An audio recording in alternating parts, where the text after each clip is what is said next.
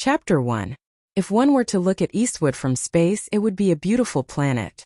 The blue sea water and endless green fields on the surface of the planet, as well as the pale white mining pits that made one's heart palpitate, would reveal an indescribable hazy beauty when illuminated by the light of the stars that shone through the particles in the sky. It was like an oil painting that had been left for many years, covered with the dust of history. However, to the residents and orphans of Eastwood, the planet was only filled with stones. Other than stones, there was nothing else. Even the green fields, in the eyes of their perseverance that gradually turned numb, were just green turf covered with wealth and glorious history. Their eyes were only used to seeing through the turf, looking directly at the mineral veins that the people of Eastwood yearned for the most. In terms of administrative planning, Eastwood was a second-level administrative region. It had the same administrative level as the three dazzling planets in the capital ring and the Westwoods region. However, in the hearts of the people of the Federation, the distant Eastwood was actually a forgotten corner. Other than seeing the name of Eastwood at the celebration of the 600th anniversary of the establishment of the Federation government, most of the time, for those who lived in a wealthy and civilized society, Eastwood no longer existed. The Eastwood region only had one planet, Planet Eastwood. This seemed to be nonsense, but it was actually not nonsense because the origin of the name of the Eastwood region was Planet Eastwood. It could be seen that in the distant past, this lonely planet hanging at the outermost edge of the triangular star system had an important meaning to the entire human society. However, ever since the various types of ores in the Eastwood region were mined out, Planet Eastwood gradually became a barren planet. There were only stones, no ores, only stones. People who had the ability to leave Eastwood had already left. Relying on their professional skills and accumulated wealth, as well as the guarantee of their relatives in the capital ring or Sillon region, they successfully obtained a certificate of household registration transfer.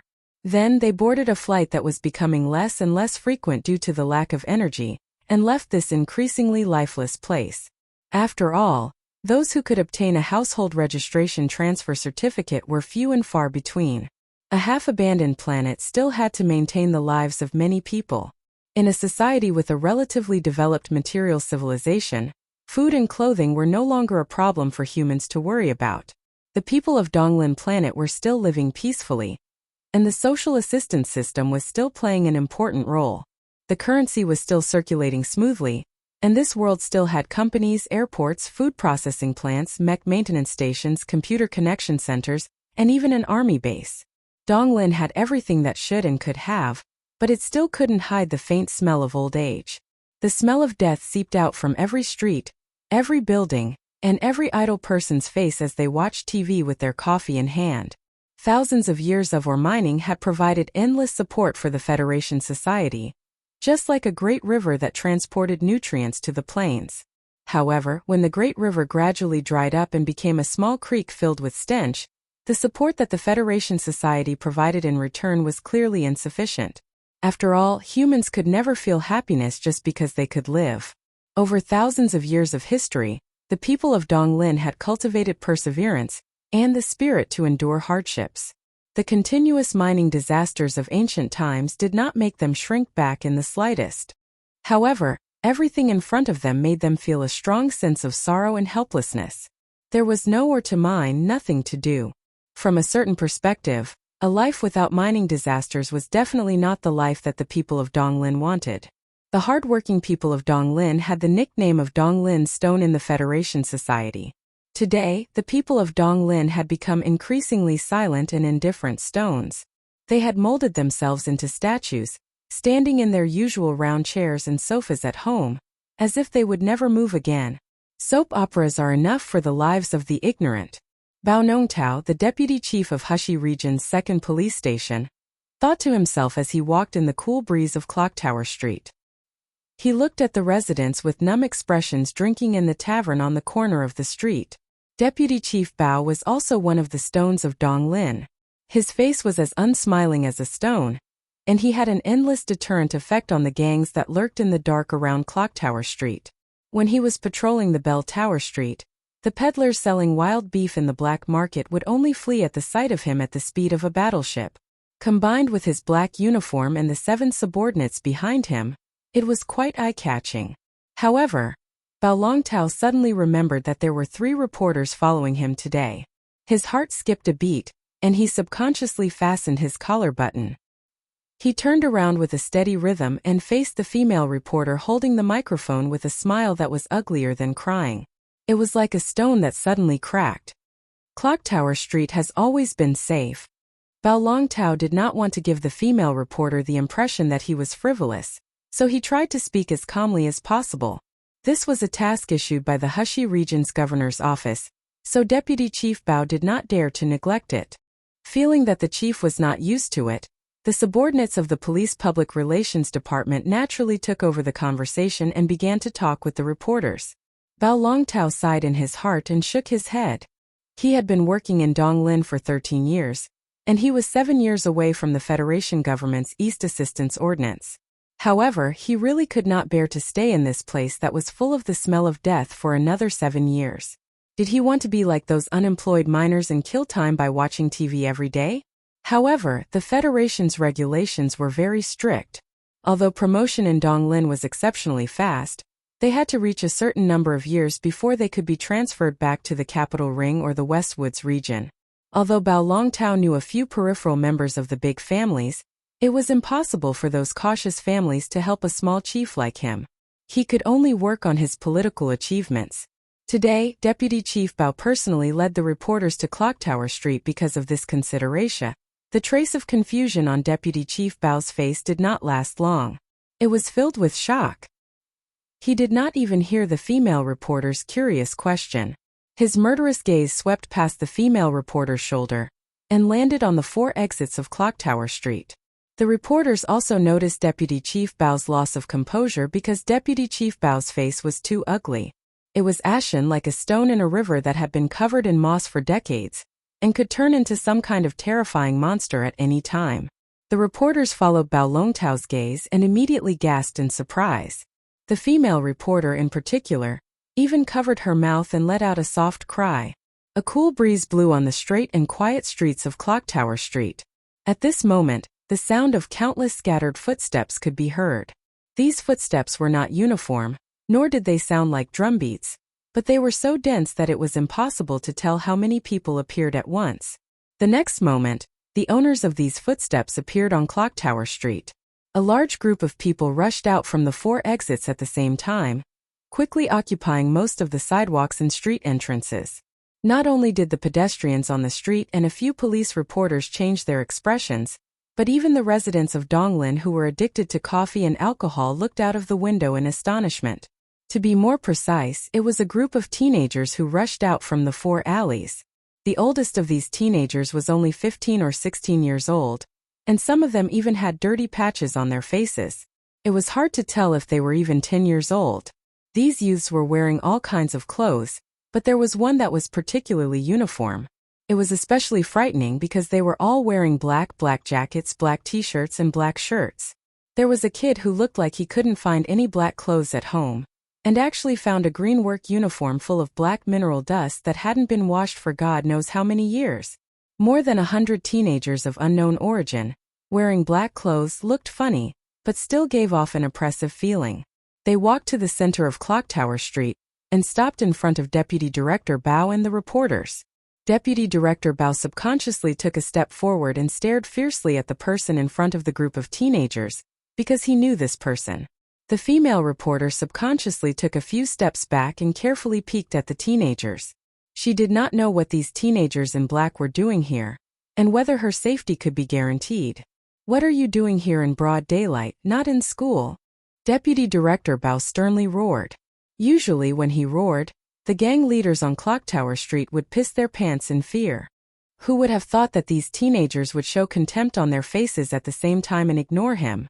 The leading teenager clearly had a maturity that did not match his age. He opened his big eyes and looked at Bao Longtao without backing down, saying, "We have the right to petition." Petition? Hearing these 2 words, the female reporter, who was hiding behind Deputy Director Bao, suddenly became spirited. She stretched out her exquisitely made-up face and asked in a trembling voice, "What's your purpose?"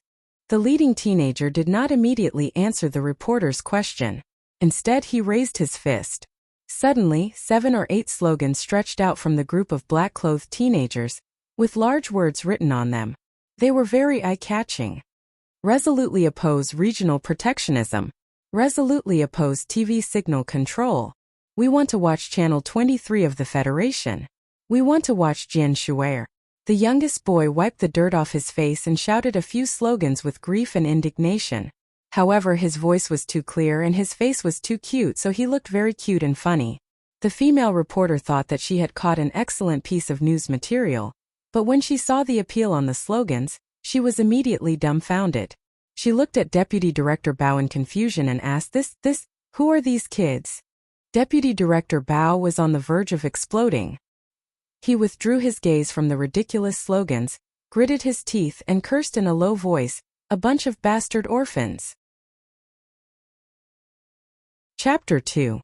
Where there were people, there would not necessarily be gangs, but there would definitely be places where people gathered. This was a city. The largest city in Donglin was the capital of Heshi Province. In this city, other than the drunkards that were often seen, the most common people were small businessmen who engaged in illegal trade, the dark figures who vigilantly watched the patrolling police from the shadows, and orphans. Donglin was once the richest and most developed mining planet in the Federation. No matter what kind of civilization it was, the people who engaged in mining always had to take on more risks. Although the invention of the automatic crystal mine tunneling machine and the flawless computer coverage and control ensured the safety of the mining industry to a large extent, the complicated changes in the mineral veins inside the planet, as well as the geological changes that could not be predicted through calculation, still took the lives of many miners in the past thousands of years. The children of these miners became the outliers that wandered the streets of the cities in the eastern forest region. No father, no mother, no father, no mother. Different lives created different mentalities for these orphans.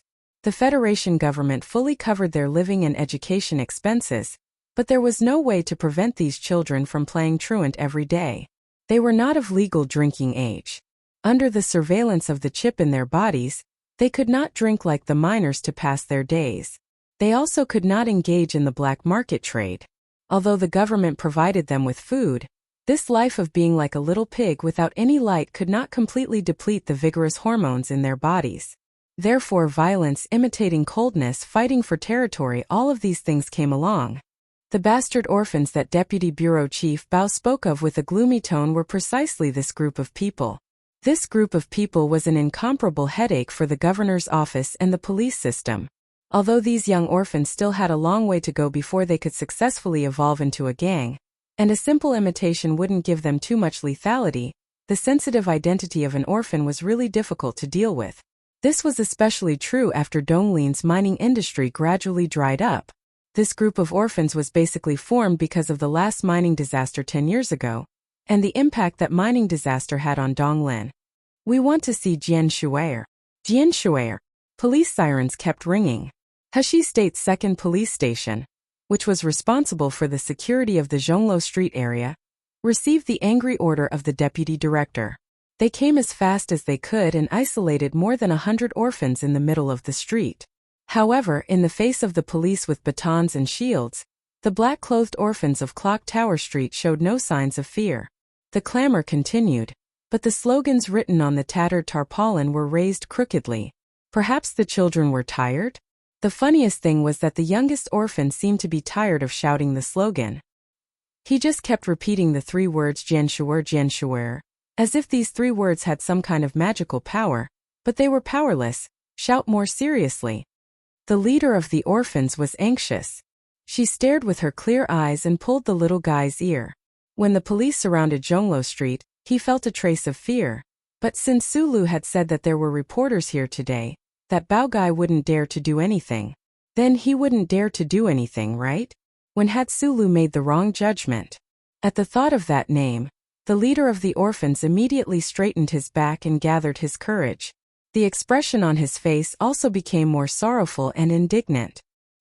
He shouted at the camera behind the police cordon, "We want to watch Channel 23. The 100 petitioning youths were simultaneously indignant.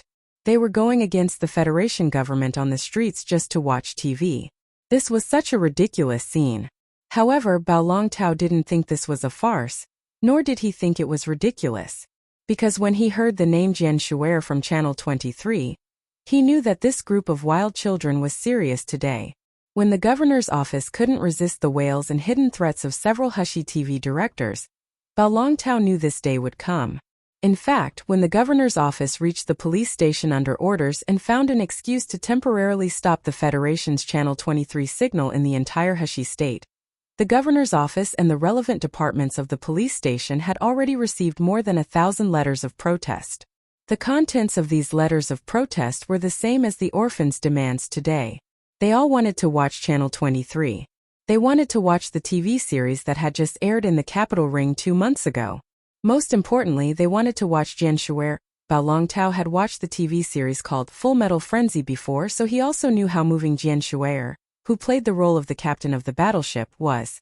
That delicate and cute little face that was like a painting, that head of light purple hair that was sometimes slightly messy and sometimes smooth, that petite body wearing the standard military uniform, and that childish expression when she squinted her eyes and tilted her head. How much did she look like his own daughter? Except that she was even cuter than his own daughter. Suddenly, Bao Longtao shuddered and snapped out of his daze. Only then did he notice that the female reporter beside him was talking incessantly into the camera. The camera panned closer and closer to her shoulder, aiming at those indignant orphans. The female reporter's eyes revealed a hint of a gloating smile. The relationship between the news department and the production center had deteriorated to this extent? Bao Longtao sighed gloomily in his heart. In order to protect the viewership of their own station, the senior officers of Hushi TV station did not hesitate to pay such a huge price and use such a ridiculous reason to temporarily suspend the broadcast of Channel 23 of the Federation. Who would have thought that the same TV station, which was directly under the administration of the regional committee, would constantly be thinking of stabbing them in the back? Those who were not from Donglin did not know what television meant to them, and what Channel 23 of the Federation meant to them. Just like Bao Longtao's vicious comment from before, the lives of the ignorant were filled with soap operas. The citizens of Donglin, who were gradually dying and desolate, were already used to the boredom of their own lives. However, that did not stop them from pursuing the beauty of television and imagining the beauty of their lives. And for them, this freedom was an essential part of their lives. It was something they could not do without. Jian Shuer, the usually cold deputy bureau chief Bao's lips suddenly curled into a warm smile. Even the detestable orphans in the middle of the street did not seem so detestable anymore. However, in the blink of an eye, his smile froze. These detestable orphans had greatly damaged his reputation today. If today's incident was really reported on the news, the conflict between the Ministry of News and the Ministry of Production would definitely reach the governor's office and even the committee. Then would he become a scapegoat? Bao Longtao narrowed his eyes and slowly slid his gaze across the faces of the excited orphans, as if he was trying to find something. How could these orphans know that he had brought the reporters around today? Why did they make such a fuss? Was it really because of the name Jian Shuer? To these orphans, Jian Shuer was like a little fairy from the distant astral world. However, it was not enough to make these orphans so bold. Things seemed to be a little interesting. He felt that someone was manipulating all of this behind the scenes. If there was really someone behind the orphans, could that person accurately know about the conflict between the Ministry of News and the Ministry of Production and ensure that today's incident would be reported on the news? Bao Longtao became vigilant. His gaze fell on the face of the leader of the orphans, whose face was flushed red. He knew that this 16-year-old wild child was a ruthless character called Vic. However, Vic would definitely not dare to be so arrogant in front of him. Suddenly, his heart skipped a beat. Following Vic's flickering eyes, he turned his head and looked at a shadow under the clock tower street. However, there was nothing there. Chapter 3. There was no real clock tower on Zhonglo Street, the capital of Hushi Province in Donglin. The reason why this street had such a retro name was because when the federal military first entered Donglin, they made a stupid and heartbreaking gravity measurement error. This was where the battleship crashed. The fireworks from the explosion illuminated the faces of countless soldiers. The commanding officer of the 4th MR sighed. My mood right now is even lonelier than the fireworks. The retro clock carried by the commanding officer of the 4th MR fell out of the damaged battleship along with the beautiful fireworks and smashed into the ground of the mineral planet. The battleship was destroyed, but the stupid clock was not. It was still moving. This was undoubtedly the most merciless mockery of the Federation government and the military. As it turned out, the sigh of the commanding officer of the 4th MR did not have a strong literary tone. The Federation Management Committee was extremely angry about this accident. They were so angry that they carried out a rectification campaign in the military. Many people were removed from their military positions. They also strictly ordered that the walking clock should be placed in its original place as a warning to all public servants. The commanding officer of the 4th MR was sent to the border defense area of the Westwoods and lived in loneliness for the rest of his life. Countless years had passed. The stupid clock had long been corroded into pieces by the acid rain. No one knew where it was buried in the garbage dump of Donglin. However, the name of Zhonglo Street remained. There were no fireworks on Zhonglo Street today. It was not lonely either. Instead, it was different from usual. It was full of angry protests that could not help but laugh. Tattered slogans appeared and disappeared in the crowd.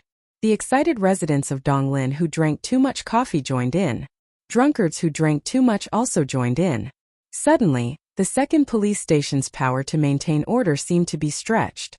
The chaotic scene began to develop in the direction of a truly absurd experimental drama. Bao Longtao stood behind the blockade line with a cold face.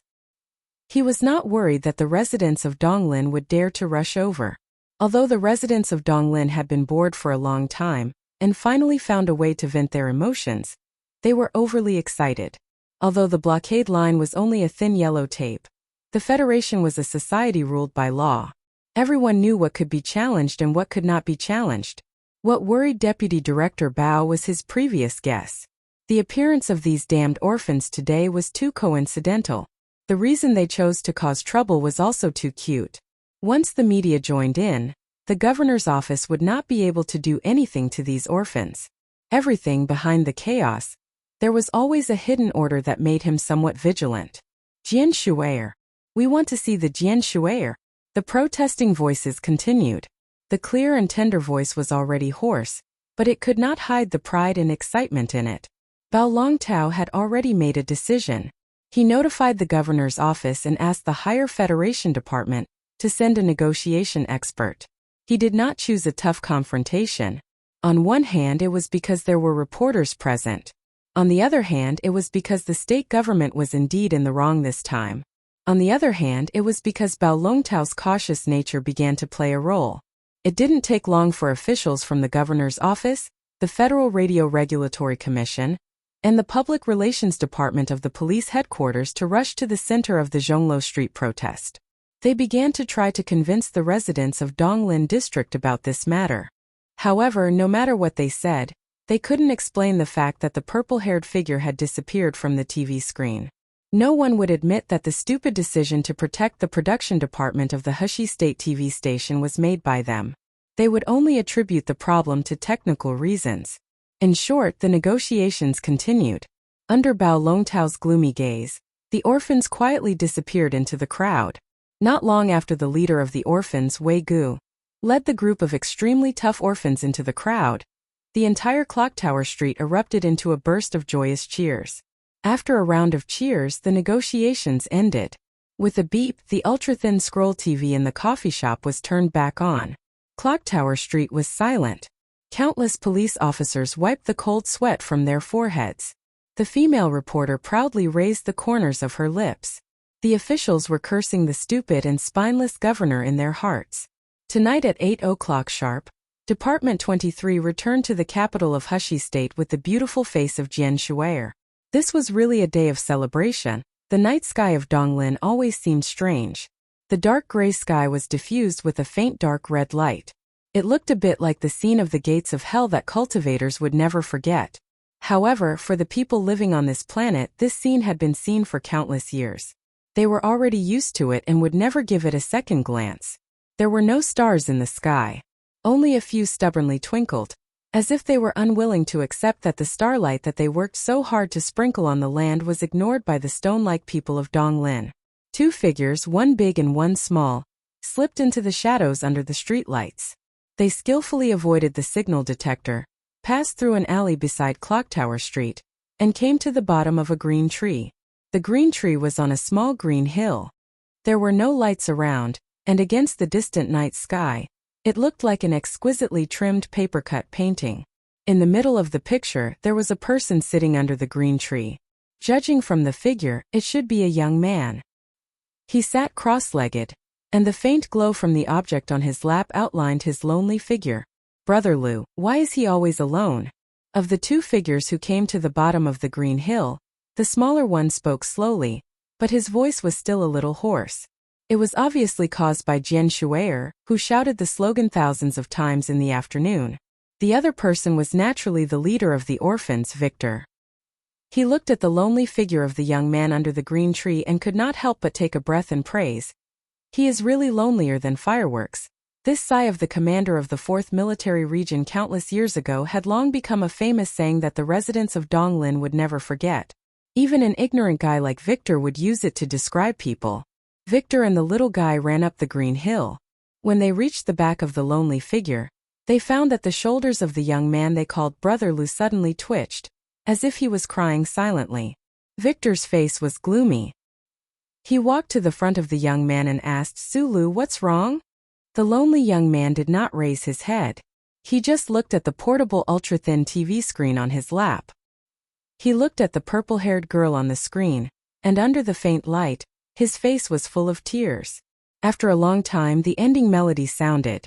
The young man named Sulu raised his head, squinted his sincere and honest eyes, and wiped the tears on his face and the saliva on his lips. He said in an unusually serious tone, "Jian Shui'er is really too beautiful. In the future, I must marry her." Chapter 4. When the 15-year-old Sulu said this sentence with a trembling voice, a sincere and serious tone, but also extremely panicked, he probably did not think that this sentence had the slightest possibility of being realized. An orphan far away in the remote Donglin district could be infatuated with the purple-haired little goddess of the Federation on the ultra-thin screen on his knees, and use this kind of powerful declaration to express the strong emotions in his heart. But in the end, it was just the physiological problems of adolescence that caused the mischief. The poor could have the right to dream and the courage to dream, but the huge gap between the classes could not be closed by individual efforts. What's more, other than being poor, the young Sulu did not have any capital to show. He did not even know if he could go to the capital planet in his life, even if it was just a vacation. The young Sulu was not good-looking, but of course he was not ugly either. He was just like an ordinary teenager, with a slightly immature and extremely ordinary face. He did not have the appearance of a god, nor did he have the pitiful and cute body of white jade. He was just an ordinary person. The most distinctive feature of his face was his pair of eyes. Under the thick ink-like eyes, they were slightly squinted and looked a little small. It was a pity that his pair of beautiful eyebrows were not there. Especially when he was thinking about something, his eyes would be squinted even more.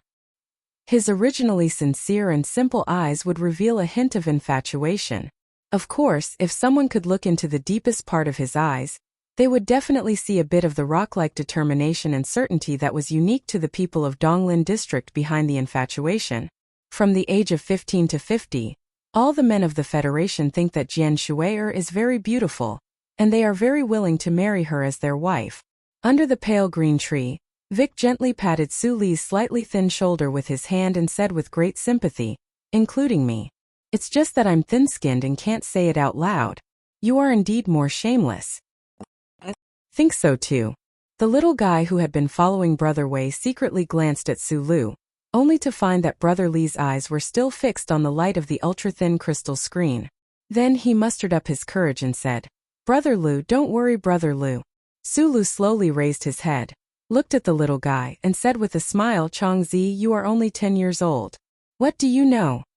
After saying this, Su Lu stood up and leaned back against the trunk of the tree. He gently pressed the ultra-thin crystal screen, and an extremely moving sliding sound could be heard. The entire crystal screen retracted into a thin round shaft. He gently caressed the smooth metal surface of the round shaft. His eyebrows revealed a trace of heartache as he said, "This is a high-quality imitation of an N98. It's worth at least $4,000 on the market. You're lucky." Li Wei, this thing is for you, but if you want to repair it in the future, I'll have to charge you. Don't pretend to be a woman. Li Wei angrily scratched the light blonde curly hair on his head. He snatched the crystal screen and said, "Didn't you see Bao Longtao's face today? More than 100 of us took such a huge risk. Isn't this crappy television worth it?" Sulu chuckled and didn't argue anymore. He patted Li Wei's shoulder and said, "Same old rules. If there is anything in the future, I will come and trouble you." Li Wei didn't answer immediately. Instead, he looked at Su Li's ordinary face with some confusion. After looking for a long time, he couldn't help but ask, "Where have you been for the past 2 years? Why do you always hide from us? I know you don't like us hanging out on the streets and are afraid that we will walk the underworld in the future. But the school has always been open to us. To be honest, in the past 10 years, the government has been good to us." Sulu helplessly sighed and said, "We have lost a lot of homework in school. Who can keep up with it?" Li Wei didn't expect to be able to convince him. He angrily scolded and said, "I'm just afraid that you will become autistic in the future." Hearing this, Sulu laughed until his eyes narrowed, as if he had heard the funniest joke in the world. However, he didn't continue the topic. "Aren't you going to try this thing?" It was very clear that the 10-year-old little fellow did not understand the conversation between the two youths. It was clearly a very beautiful, very expensive, and very good round crystal display. Previously, the reception of the television signal under the tree was also very good. What else was there to try? However, after hearing this sentence, Li Wei's face became serious. His right hand held the thin metal shaft and his thumb carefully pushed a small piece of metal that was hard to find. Chi. A strange sound came from under the tree. A faint blue arc of electricity shot out from the front of the thin metal shaft like a beautiful line that could steal one's soul. It ionized the air and circled around the tree for about half a meter before returning to the tip of the shaft. As soon as the blue arc of electricity appeared, the kid was so scared that he immediately squatted on the ground and hugged his head. It was obvious that the orphans on the street had been bullied by this kind of weapon in the past. Li Wei's face was also slightly pale. He looked at Sulu in a daze and asked in a trembling voice, "So powerful? Can this still be called a stun baton?" "It only looks scary. The impact is less than half of the military's standard. The main thing is that it took a lot of effort to modify it." Sulu frowned and said, "This thing can only be used in a fight with the hooligans on the street. If you let the people from the second department see this, it will be terrible." Li Wei hugged the round shaft in his arms and looked at Sulu in disbelief. He said, "I thought it would at most create a spark." "You are too damn talented." At this time, Xiaochang finally got up from the ground. He looked at Su Li's figure under the tree as if he was looking at an angel. Although they were orphans and didn't have much education, they still knew what kind of ability was needed to modify the most beautiful TV screen on the market into such a powerful stun baton. "I'm a genius." Sulu raised his thick black eyebrows, but he didn't show any sense of frivolity. Instead, he seemed to be very sincere and honest. Li Wei finally looked into his eyes seriously and asked, "Sulu, you must have spent a lot of money to make this thing. Don't tell me, you really did it just to see Jian Shuer?" Sulu said in an even more serious tone, "Of course." Li Wei had the urge to hit him, but in the end, he only cursed, "You idiot." Watching the two figures, one big and one small, disappear into the dark night at the edge of the city, Sulu felt relieved. He lifted the hood of his casual shirt and covered his face in the darkness. Only then did he go down the green hill and leave the green tree. Using another road, he headed toward another residential area in the capital of Heshi province. However, the young man's journey home today wasn't smooth. He was stopped under the streetlight at the entrance of Roland Street. "This hood can't cover your face. I think we met 4 years ago." Bao Longtao, the deputy chief of Heshi province's second police station, looked particularly gloomy and scary under the streetlight. He looked at the young man in front of him who was shorter than him by 2 heads and the hood that covered the young man's face and said coldly. Chapter 5. Sulu is willing to meet you because your mother took care of him for 2 years after the mining accident. He's grateful. But you have to know that he's someone who doesn't like to get into trouble. Some words should be left to rot in his stomach. Li Wei, who had already returned to the apartment on Clocktower Street, glared at Xiao Chong. He was a little worried. After all, this little guy was only a 10-year-old child. It would be bad if he accidentally spilled the beans. The little guy pursed his lips, as if he was scared to tears by Li Wei's fierce glare. Although Li Wei's eyes were always so bright and cute, the orphans who lived in Clocktower Street all knew how cruel and merciless the 16-year-old leader could be when he was really angry. The metal shaft in Li Wei's hand was nowhere to be found. At this moment he was holding a bottle of beer and drinking it into his stomach. He sat under the street lamp and hummed a little tune, looking quite pleased with himself. The little guy looked at him timidly. After a moment of hesitation, he couldn't help but ask, "Brother Lu hasn't been back to Clocktower Street for the past 2 years. What has he been doing?" "Who knows? But this kid has always liked to play with his craftsmanship since he was young. Who would have thought that he would be so ruthless? Do you still remember the incident we saw that year?" Li Wei drank a mouthful of beer and praised, "I was only 5 at that time. I've long forgotten." The little guy licked his lips and looked at the beer in Li Wei's hand curiously. The orphans lived a worry-free life in Donglin District. It was just that it was difficult to find alcohol. The alcohol on the black market was too expensive. "Yeah, I was only 11 at that time and Su Lu was only 10. Li Wei threw the beer bottle into the garbage pile under the street lamp not far away. He took a deep breath, and the youth's slightly immature face became numb. "If it wasn't for that incident 10 years ago, I'm afraid we would still be in school. Maybe we would have already obtained a professional certificate and gone to Huxia University, or even to the capital planet as exchange students." The street lamp elongated the 2 figures, one big and one small, covering the garbage pile in the distance. A black cat walked through the shadows. Its scattered yellow pupils uneasily discovered that there were no rats today. Everything seemed so lonely and silent. 10 years ago, the mine disaster caused more than 300 miners to be buried underground. The most terrible thing was that the collapse of the mine affected the temporary apartment area. Many family members who went to visit relatives were unfortunately killed, and it was unknown how many families were broken because of it. This incident shocked the entire human society of the Federation. With the advancement of technology, such a tragic death caused countless officials to fall from grace. The officials directly under the capital's Homeland Security Committee, as well as the governor of Huxi State, all resigned under the pressure of the media. 3 officials were sentenced. Even the deputy secretary of Donglin District, who was in charge of security, was sentenced to 4 years in prison. The reaction of the Federation government and the judicial system could not be described as not swift and fierce, but in the end, they were unable to save those lives. This mining accident brought the final heavy blow to the mining industry in the Eastwood region, which was already on the brink of stagnation.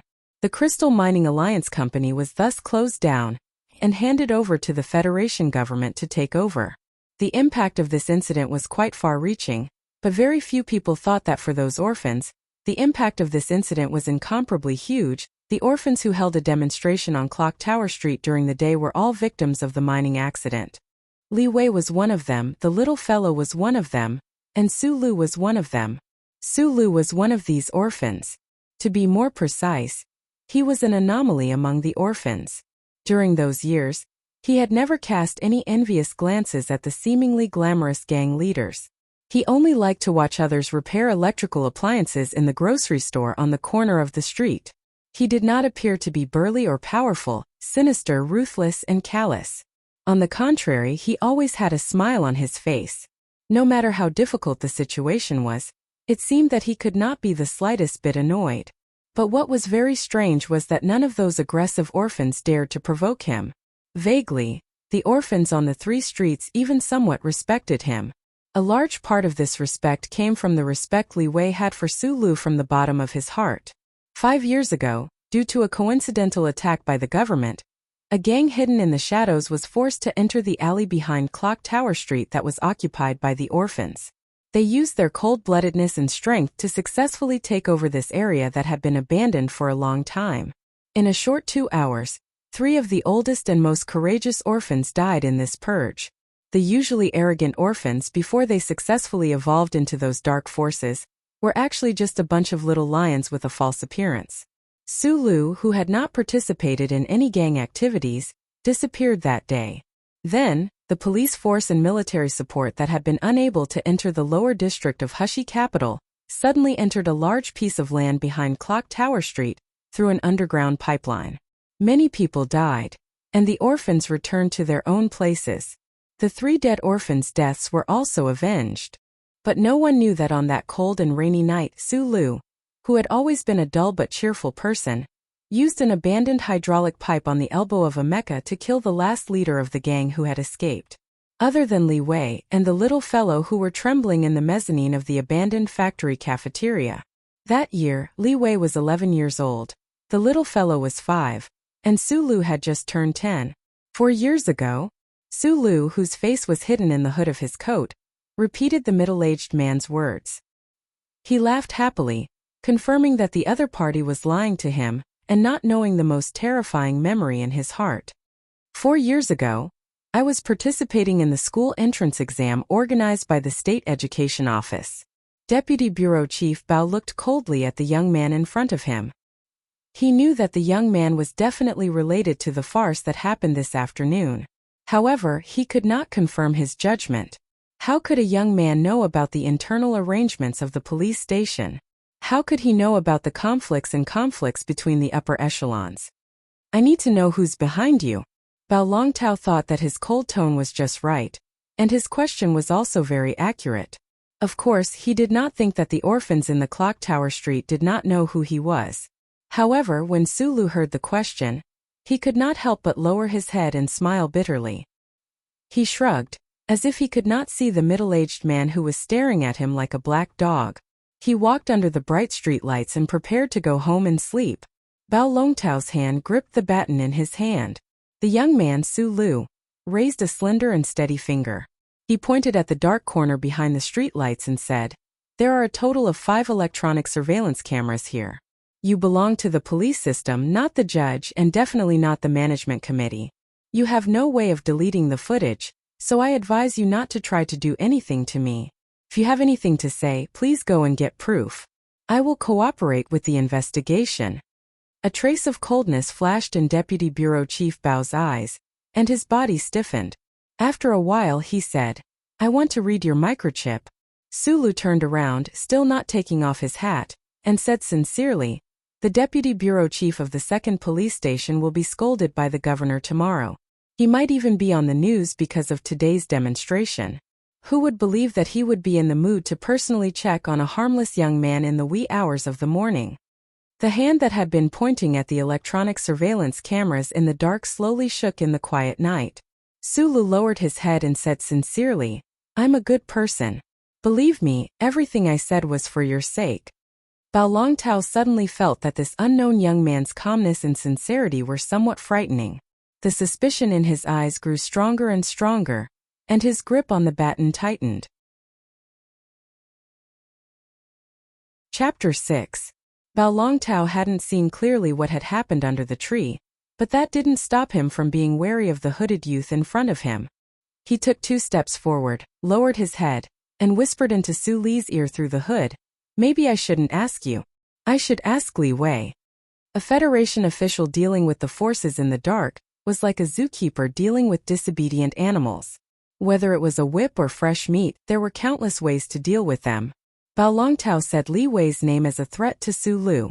Even if he didn't do it himself, Su Lu shouldn't expect to hide his identity. However, Su Lu wasn't worried about this. In his opinion, Li Wei and the other orphans had plenty of ways to survive. He discreetly avoided Deputy Director Bao's affectionate behavior, lowered his head, and humbly walked into the darkness. Bao Longtao let go of the baton in his hand and shouted at the youth's back, "If there is a chance, we will meet again." The two met again for a very short time. It was so short that it was hair-raising, so short that it felt absurd. In the darkness of the Green Garden District's side entrance, Su Lu raised his head in surprise. His bright eyes narrowed into crescents as he looked at Bao Longtao in disbelief. Bao Longtao was leaning against the wall to show that he had the ability to control everything. Su Lu seemed to be surprised at how this person could follow him to such a remote place without him noticing. "I said we would meet again." And I'm very satisfied that this meeting place doesn't have any surveillance equipment or blind passersby to disturb our communication. Deputy Director Bao walked out of the darkness in his black police uniform. He had a gloomy and proud smile on his face. He had already pulled out the baton at his waist, and the diamond-shaped metal tip flashed with a frightening blue arc. Although it was weak, it was full of power. Not giving Sulu a chance to escape, and not letting Sulu confess ahead of time, Bao Longtao habitually prepared to electrocute this young man to the ground, using the sudden pain to soften his mind and force him to reveal the name of the person behind the scenes who was able to invade the police station's internal program and use Hushi Province's upper class to fight. Just as the tip of the baton was about to hit Su Li's waist, Deputy Bureau Chief Bao suddenly felt a sudden pain. A huge electric current instantly occupied his entire body, causing him to convulse in pain and discomfort. He trembled incessantly and collapsed to the ground as if he was having an epileptic seizure. White foam began to form at the corner of his mouth. There was a faint burnt smell in the air. But there were some traces of electric current burning on the wall.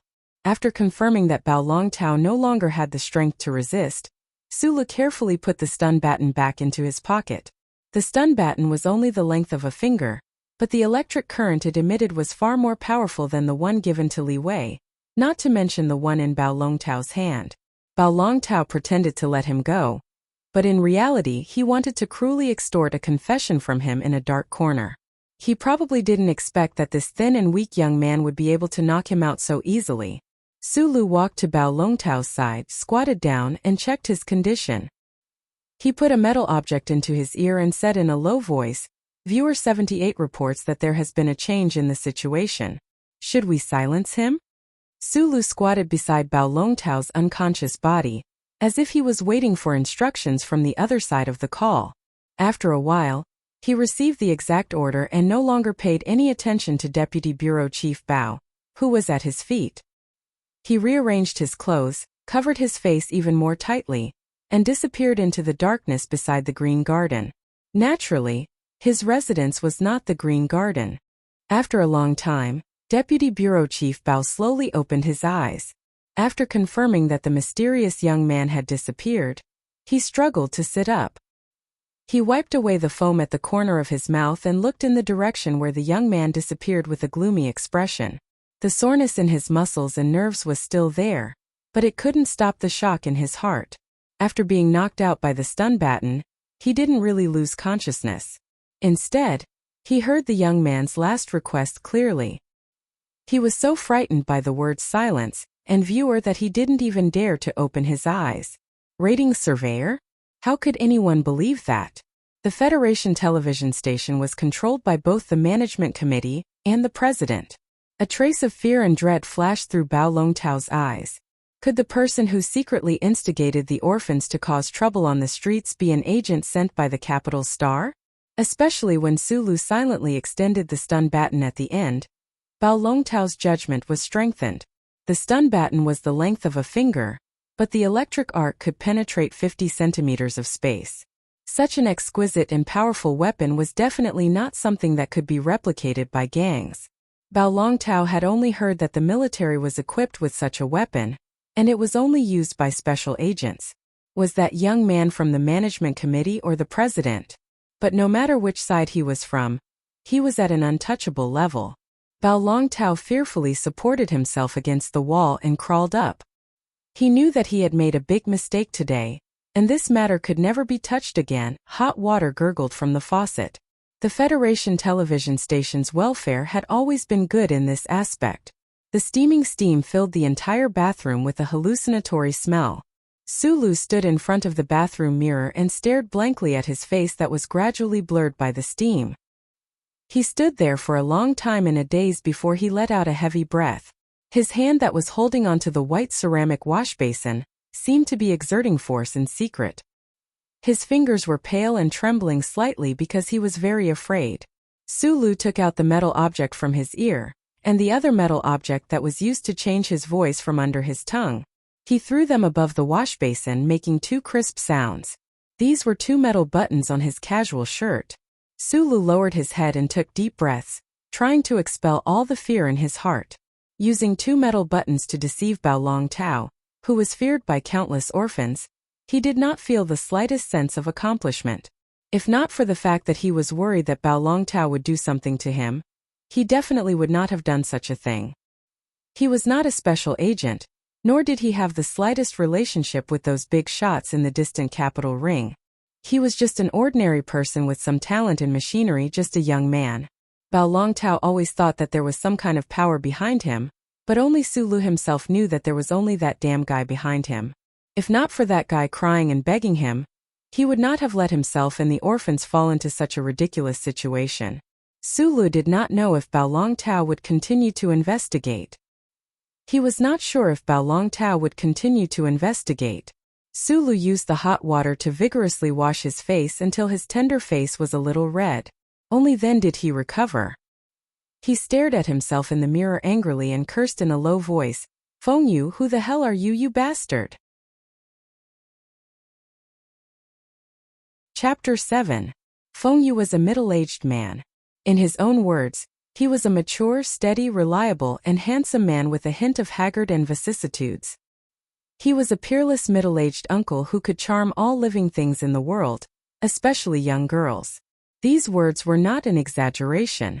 If he was willing to bathe more often, shave more of his beard, fix his mouth full of rotten teeth, wear a few suitable clothes, and reduce his age by a few years, perhaps he really would have that kind of charm. Unfortunately, there were not so many hypotheses in the world, so Feng Yu was just an ordinary, childless, middle-aged citizen who only knew how to drink and chat.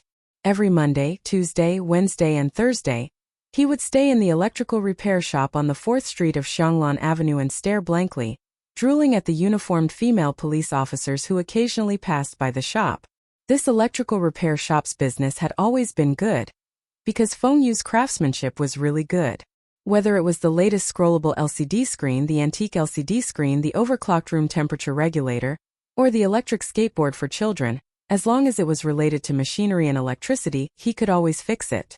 The business was good, so naturally the income was stable. Therefore, during the 3 legal days off every week, Feng Yu would habitually close the shop and then go in and out of the major sanatoriums in Hushi State. He got to know a lot of girls in the sanatoriums and spent a lot of money. The neighbors on the street had long known that this middle-aged man had a lustful side, so they were not surprised. But no one knew that during the weekends for the past 2 years, Feng Yu did not go to vent his lust every time. Instead, he went to a remote mining pit far away from the city. This mining pit had been abandoned for many years, especially after the mining disaster 10 years ago. When the joint company went bankrupt, no one came to this mining pit again. So when the miner's restroom was turned into a repair shop, no one noticed. Sulu stared at the middle-aged man on the sofa side, and took out the food from the stove next to him. He put it on the table and said, "Time to eat." As he spoke, he went to get a hot towel and wiped the middle-aged man's face. No matter how troubled Sulu was, he was always soft-hearted and kind-hearted. Looking at the middle-aged man's dispirited appearance, he couldn't help but want to take care of him. Feng Yu sat on the table and began to chew on the tough meat. Suddenly he said, "Why is this wild beef getting harder and harder? No matter what kind of meat it is, it will become unpalatable after half a year in the freezer." Suli's face was expressionless. He scooped a bowl of rice for himself and sat at the table. Their eating habits had become somewhat strange in the past 2 years. In the eyes of ordinary Donglin residents, it was excessively extravagant. "You still haven't answered my question." Sulu suddenly put down his chopsticks and asked seriously, "I know that you used to be a mechanic in the military, but because you offended your superiors you became a deserter. But the taser you taught me to make is too similar. Look, it's been a few days and Bao Long Tao is really scared of me. He doesn't even dare to ask who Li Wei is. 2 years ago, I told you that I'm a person with a story." Uncle Feng Yu obviously didn't care about the vomiting effect of his words. He leisurely said, "With my position in the military and the information I had access to at the secret level, let alone a taser, even if it was a standard bore cannon, as long as you have the materials I can make it for you." Sulu had heard this kind of talk many times, so naturally he didn't have any reaction. He said helplessly, "Don't brag. Last time you picked up a mecha central control system with great difficulty in the junkyard. In the end you looked at it for 5 days and 5 nights but you didn't dare to repair it. Feng Yu's face turned green. After coughing twice, he reprimanded seriously. That was an antique from the 4th military region. Who the fuck would look at something from hundreds of years ago? Of course I have to look at it with appreciation. But other than a taser, what else do you know how to do? Sulu said dejectedly, it's been 2 years, and all I've learned from you is how to repair TVs, freezers, toys, cars. In another 2 years, the Ministry of Defense's military recruitment exam will start. I haven't even seen a mecha or a battleship before, so how can I pass? Feng Yu lowered his head and chewed on his meat. He scolded, you haven't even finished 12 years of compulsory education, and you didn't even graduate from a military academy. How can you pass? The Ministry of Defense is also recruiting cannon fodder soldiers. Do you want to try? Absolutely every Marine Corps wants you. Sulu was stunned for a moment, then said very seriously, pass the military recruitment exam, and you'll be a mecha repair soldier. You'll have a higher starting point. Feng Yu raised his head and looked at the familiar young man in disbelief. He lamented, you still haven't given up on your shameful dream? Why is a dream shameful? Su Li's face showed a trace of persistence. My first dream in life is to become a battleship auxiliary officer. And my second dream is to enter the research and development department of a large company in the capital ring, and live a good life there. The West Woods is still at war with the Empire. Feng Yu's voice suddenly sounded somewhat calm. Forget your first dream. As for your second dream, it's actually not that difficult. The two of them ate quickly.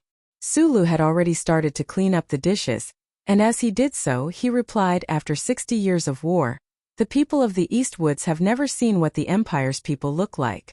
Other than seeing their diplomatic mission on TV, what's there to be afraid of? He suddenly paused for a moment and said with some frustration, I know I'm not a genius, and it took me 2 years to learn how to make a taser. But I always feel that I really like dealing with these machines, so I want to try to take the exam. Feng Yu was silent and did not speak. He lay on the sofa and began to watch TV, but his eyes fell on Su Li's back. After washing the dishes, Sulu habitually entered the operation room and began to operate the instruments and tools that he was already familiar with, like his fingers. With an extremely steady speed, he repaired the old electrical appliances that were piled up to the side one by one. Those common electrical appliances that were damaged were not difficult to repair. However, Sulu was still very serious in his work, as if he was facing the most sophisticated instruments in the Federation.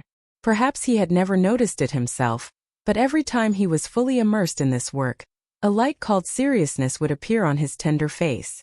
Uncle Feng Yu lit a cigarette and squinted his eyes through the glass at Su Li's busy figure, thinking that it was time to reduce the dust level in the operation room by another level. Then he thought of what Su Lu had said before, and couldn't help but slightly curl his lips and blow out a smoke ring. The smoke ring slowly dissipated into Feng Yu's long white hair, disappearing without a trace. Feng Yu thought to himself, everyone in the world calls me a genius, but in fact in some aspects, this little guy Su Lu is more of a genius than me. Chapter 8. After finishing the last micro-welding operation, Sulu took off the dark protective goggles on his face with satisfaction. He sorted all the repaired products in the operation room according to the labels on them, and placed them neatly into the metal grid. He pressed a button and moved them out of the operation room. The repaired goods would be sent back to the 4th Street of Xianglan Avenue the next morning. Sulu was always prepared in advance out of habit. After washing his face with hot water, Sulu familiarly took out the liquid medicine from the drawer and carefully dripped it into his eyes. Although they had the help of various observation devices, the world of those metal chips was a kind of torture to the eyes of every mechanic. And when he was focused on the world of the metal chip, he would forget about the existence of time, so his eyes were a little red. Go rest, look at the scenery, and relax the muscles in your eyes. Feng Yu rubbed his white hair and was very satisfied with Su Li's speed and concentration. In the past half a year, the repair shop on Xianglan Avenue was mostly operated by Su Lu in the remote mine pit. Feng Yu only needed to stay in the shop and only give instructions on weekends. Gradually, Su Li's speed became faster and faster. He was even faster than Feng Yu, the mechanic in the army. Sulu nodded and took out 2 bottles of juice from the ice room on the wall. He followed behind Feng Yu and walked toward the top of the mine pit. Listening to the continuous sounds of metal colliding in front of him, he couldn't help but raise his head. Then he saw the extremely flashy tattered jeans under the uncle's body, as well as the extremely tight buttocks wrapped in the denim, and a large bunch of keys, 5-star knives, and other metal objects that were constantly swinging in the air. From time to time they would hit the big buttocks, making annoying sounds. He never understood why Feng Yu wanted to create this image of himself, but Feng Yu told him that the sword in the hands of the swordsman and the gun in the hands of the god of guns never left their bodies. As mechanics, they naturally couldn't let the tools leave their bodies. In fact, Sulu understood that the uncle just felt that the wind chime was very manly and could attract the attention of lonely young women. It was already late, and the light above Donglin gradually dimmed. The red and dark twilight gradually deepened. On the large pile of metal behind Feng Yu, a dazzling light was reflected. Suli's not very big eyes naturally narrowed. Looking at the back of the figure that was struggling to climb the slope, he couldn't help but remember the time when he foolishly walked into the repair shop 2 years ago. His relationship with Feng Yu was a bit strange. It was not the relationship between student and teacher, but he did learn the knowledge and practical experience about mechanics that he craved most from Feng Yu. Although repairing electrical appliances was of no help to his dream of becoming a warship mechanic support officer or entering the capital ring to seek a better life, at least Sulu obtained a lot of peace and satisfaction from that small repair shop. Sulu could not be considered Feng Yu's employee because Feng Yu never gave him a salary. He only left enough food in the freezer. In terms of treatment, the young man could only be considered the most pitiful contract worker in the repair shop on Fragrant Orchid Avenue. But in these 2 years, Sulu did earn a lot of money for the repair shop. If you're a mechanic officer when you sign up for the military recruitment exam, the government will only reimburse you 40%. Sulu looked at the back of the uncle and mustered up his courage to say, "There's only 2 years left.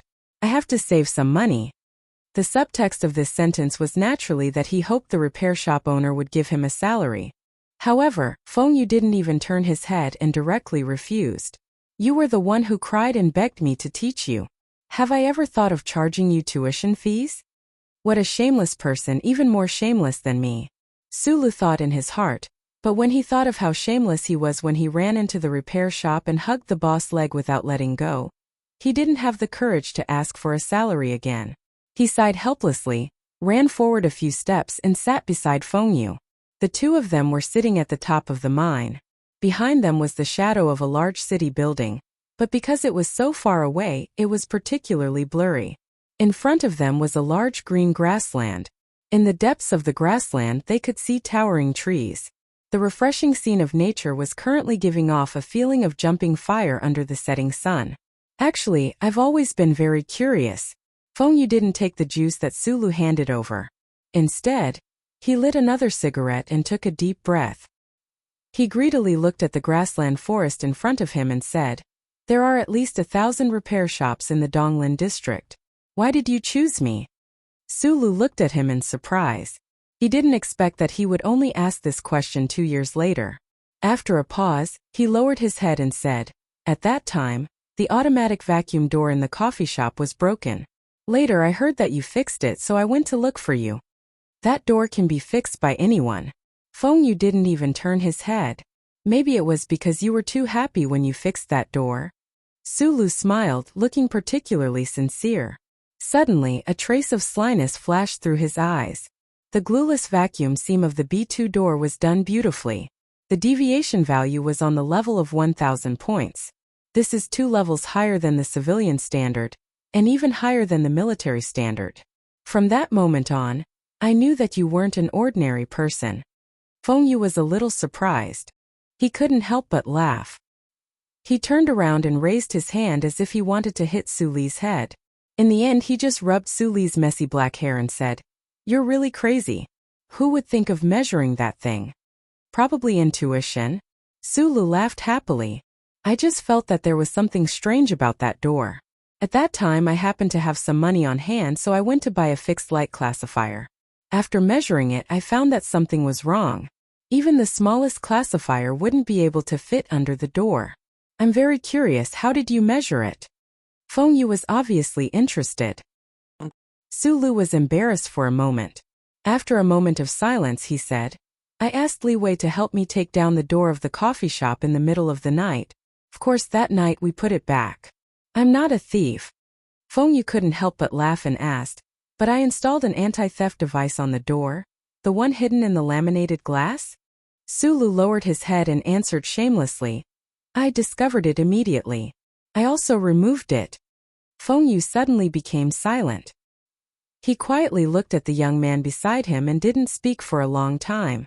2 years ago, Sulu was just a self-taught student who memorized various processes and standards in the library. Unexpectedly, he was able to remove the anti-theft device that he installed himself. It seems that the previous judgment on the sofa was not wrong.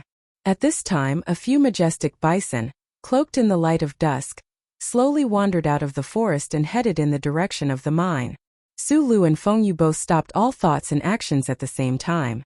They just stared at the bison in a daze. Their eyes emitted a kind of greedy gaze. Uncle, we haven't eaten fresh beef in half a year. Sulu swallowed a mouthful of saliva and asked tentatively.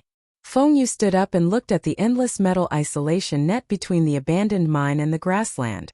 His face was abnormally ugly. He said sorrowfully, in my life, there are 2 laws in the Federation that I hate the most.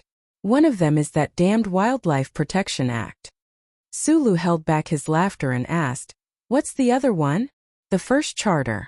After saying this most arrogant sentence, he took Sulu in a fierce manner and walked toward the bison on the other side of the isolation net.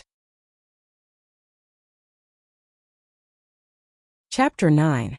From a certain point of view, the 2 most stringent laws in the Federation and the most thoroughly enforced laws were the First Charter and the Wildlife Protection Act. They were also the 2 laws that Feng Yu, the owner of the repair shop, hated the most. The origin of the First Charter had long been unverifiable. Although it touched on the most critical privacy regulations, in the hearts of the Federation citizens, it seemed that they had long been accustomed to its existence. No one had raised the slightest doubt. Perhaps the hundreds of thousands of years of peaceful development of civilization had caused many truths to be buried in the shadows of history. The Wildlife Protection Act was another mystery in the history of the Federation. Many social activists had never understood why the status of wildlife and natural vegetation was so much higher than that of human beings in the Federation. Other than the exploitation of resources, the Federation civilization had very limited modifications to the surface of the planet. It seemed that there was an invisible hand that had been pushing this civilization to try to live more harmoniously with nature. Every planet had an electronic fence that divided the fields outside the city into a large number of areas to protect the wildlife. Any poaching would be met with the most severe punishment by the Federation Management Committee. The problem was that this kind of living was not harmonious, especially for people like Sulu and Feng Yu who especially liked to eat meat. If they could not eat meat in their mouth, how could they be happy? Although synthetic food could achieve a very rich texture and taste, there were always people in the world who could not erase those instinctive things that were incomparably passionate about natural ingredients. We have to be more careful this time. Half a year ago when we killed that cow, the people of HTD turned the black market upside down, so there was no meat to be sold in the city for 4 days. Fortunately, no one knew that we killed it, otherwise we would have been locked up for 3 months. Sulu cautiously reminded the owner of the electric fence as he followed the uncle carefully in the direction of the electronic fence. HTD is really so incorruptible. Cough cough. The repair shop owner coughed, indescribably mocking. He threw the cigarette butt to the ground and stamped it out. Where did the rabbit meat and mutton in the black market on Clock Tower Street come from? But what we killed was a wild cow. Sulu was still a little scared. No one has dared to sell that for many years. We are not selling to the black market. Feng Yu waved his hand and said firmly, even if HTD caught us at most, they would only give us a reprieve. HTD's full name was National Ocean, Space, and Land Administration. The name sounded scary, but in fact, it was a special agency set up by the Federation government according to the Wildlife Protection Act. Looking at the herd of bison roaming leisurely across the electronic fence, the 2 of them stopped in their tracks. The buffaloes were not afraid of the humans on the other side of the wall. When they walked, they often saw these poor bipeds, but they had not had close contact with them for many years. But today, The leader of the herd clearly felt the hostility from the two humans opposite it. It raised its huge bull head vigilantly and arrogantly, and the irritation in its eyes grew stronger and stronger. Sulu was still a little worried, but when he saw the provocative look of the wild cow, he couldn't help but get angry. He thought to himself, I just want to eat your meat. Do you have to look down on me like this? With a few moos, Fengyu imitated the sound of the wild cow and roared a few times toward the electronic wall. The leader of the herd of wild cows was immediately enraged and rushed toward the electronic wall. Then Fengyu and Sulu quickly ran along the wall until they led the wild cow to a small hill far away from the mine. Sulu ran while gasping for breath. He admired the somewhat clumsy figure in front of him to the extreme. He thought to himself, Boss is really a wonderful person. He can even provoke a wild cow. No wonder when I first met him, I was so angry that I couldn't even eat. At the bottom of the hill, Fengyu spat out 2 mouthfuls of saliva and stood on the side of the electronic wall with his hands on his hips. He looked at the exhausted wild cow on the opposite side. He stared at the other side's hooves and 2 sharp horns that were digging in the ground. He gasped and said, Don't be afraid. These cows have been locked up for hundreds of thousands of years. They have learned long ago. They don't dare to hit this wall. Sulu held the wall and nodded weakly. The electronic wall on the planet was made of a special kind of steel. It was equipped with a chip management system. Once it was under too much force, it would automatically eject an electric current. God knows how many years had passed, but the electronic wall was not afraid of wind and rain. There was no rust or traces of being hit. One could imagine how strong it was. Old rules, you kill the cows, I'll keep watch, Uncle Fengyu said matter-of-factly. Sulu had already accepted his fate. He walked to the bottom of the electronic wall dejectedly. He subconsciously touched the chip behind his neck. He wondered if the electronic surveillance network here would notice a small signal jump. After all, he had climbed over the electronic wall 3 times, so Sulu was not as worried as the average criminal. He took a deep breath and spat 2 mouthfuls of saliva on his palm. He instantly turned into a monkey and used an extremely fast speed and extremely flexible and gentle technique to climb over the wall. Not bad. Fengyu sat on the hill and smiled as he watched this scene. He thought to himself, if the chief examiner of the National Defense Admissions Examination is not blind, he will definitely be able to see the strength of this young man. And if the people of the Federation knew that someone could directly climb over the electronic wall that was called the Wailing Wall by the black market traffickers without going through the electronic decoding, they would be shocked speechless. The electronic surveillance of the Federation was everywhere. Why was it that when this young man clearly crossed the border, the chip in his neck did not send out a pulse and the surveillance system did not respond? Sulu did not know that his familiar jump was a destructive step for the First Charter and for the Federation society. He also did not notice that in the hands of the military deserter and the repair shop owner, there was a small device that continuously emitted a light blue radiance. It completely enveloped the 2 of them and the raging bull. Only when the grassland was large would the bull be able to run happily. Anyone who was locked in an iron cage would feel anger. Or it could be said that when it felt that someone wanted to harm it, it would also feel anger. When Suli's feet lightly stepped on the grassland, the dark brown raging bull suddenly charged at him. The long hair by its neck fluttered in the air, forming an exceptionally heroic and beautiful line. Sulu was a bit scared. His face was a bit pale, but he remained calm.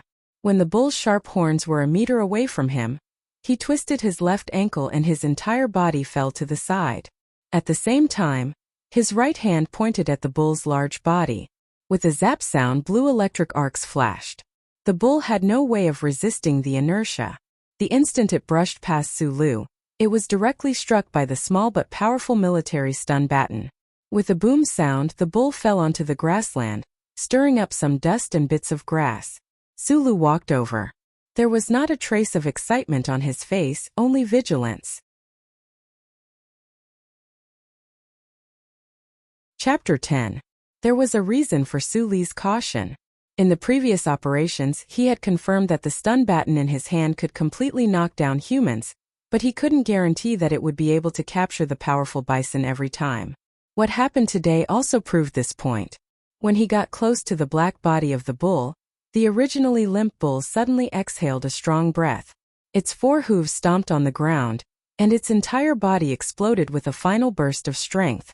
It was as if it was shaken up from the ground by a huge force and charged towards him.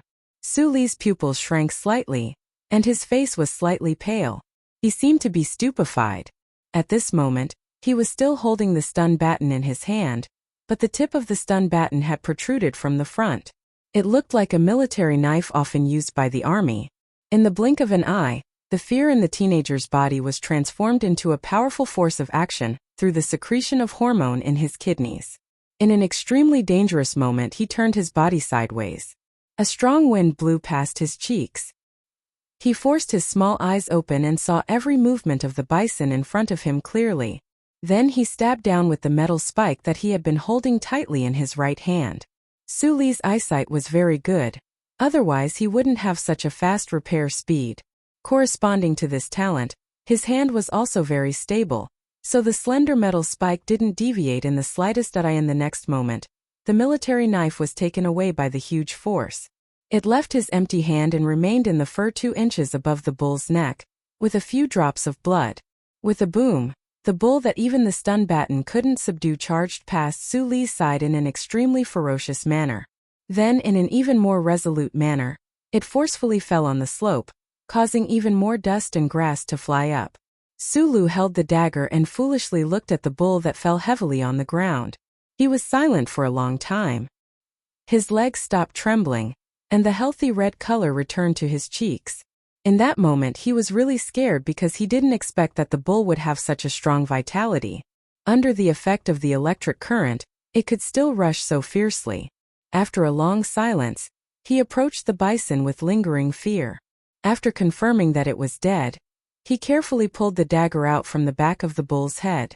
The tip of the military knife had completely destroyed the bull's central nervous system.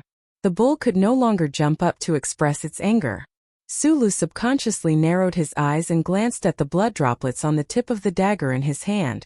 The liquid shone faintly in the dusk. He didn't have a trace of excitement after being weakened, and there was no excitement in his heart. There was only a trace of fear and avoidance. Since when can I only use the handle twice? He suddenly turned around and shouted loudly at the shop owner on the other side of the electronic wall. Handle was the name he gave to the electric baton and the dagger. The design of this metal weapon was very delicate, but it was only delicate. After charging, it could only release one current. It was completely incomparable to a real military weapon. Other than the smooth curve of the handle, which made it very comfortable to hold, Su Li didn't find anything that moved him. So he called it the handle. If the taser could release the current twice, it wouldn't have been so dangerous earlier. No wonder Su Li was so rude to the repair teacher and handle designer. Uncle Fengyu, the handle's design had a flaw. The output current was deliberately increased by 20%, so it could only be used once. Fengyu, who sat on the other side of the electronic wall, knew all of this very well. He could easily fix this flaw, but he never told Su Li, nor did he complete it. Because he deliberately made such a defensive weapon for Su Li to use. Many years ago, Fengyu had always believed that if humans relied too much on machinery, it wouldn't be a good thing. It would only block the possibility of human peeking into the body and the universe. Fengyu didn't plan to discuss these theories with Su Li for the time being, so after hearing the young man's angry question, he just smiled and didn't answer. Instead, he took out the flat pack of cigarettes from his jeans, lit one and smoked happily. Su Li turned his head dejectedly and lowered his body. Looking at the busy young man on the other side of the wall under the twilight, Fengyu's heart was touched. In fact, he was a very cold person. Otherwise, he wouldn't have escaped to such a remote place like Donglin district. However, the warm light of the grassland and the dark night behind him intersected. Under the red sunset, the young man was peeling the cowhide and cutting the beef. From time to time, he would wipe the blood on his hands on his clothes. This was a very bloody scene, but it was also a scene full of the beauty of life. All life in the world flowed between life and death. Fengyu held the cigarette in a daze. Looking at the young man wielding the knife and dancing, he couldn't help but think of a scene in the classic literature he had read many years ago. In the autumn harvest, the farmers harvested the crops and used the remains of the plants in exchange for their own survival. Beside the tribe's campfire, the men and women drank wine and ate the animal parts roasted in the fire. It was very happy. A trace of a smile floated on Feng Yu's cheeks. This emotional smile, together with his white hair, seemed to reveal his true age. A sense of vicissitudes began to leak out. He had always felt that Sulu was a very interesting child because this child always seemed to focus his energy on those two ideals and didn't notice his ability in other aspects. For example, in the moment when the wild bull was slaughtered, other than people who had received special training in the military, who could kill the bull with just a dagger?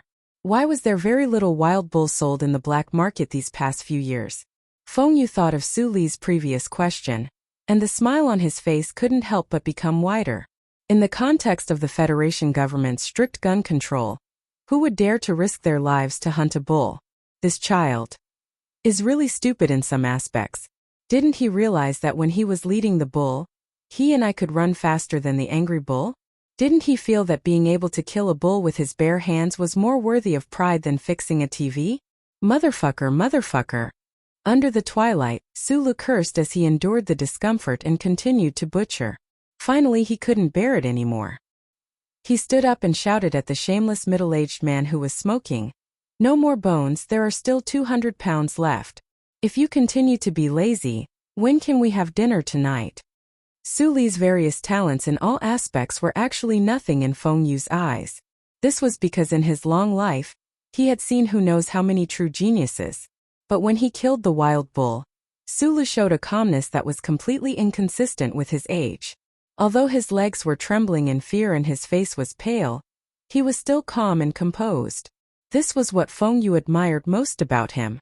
At the same time, this was also what Feng Yu thought was the most boring part of the teenager. So at this moment when he heard Sulu curse, he was actually somewhat happy. He laughed like a wild white flower, stood up and patted his butt.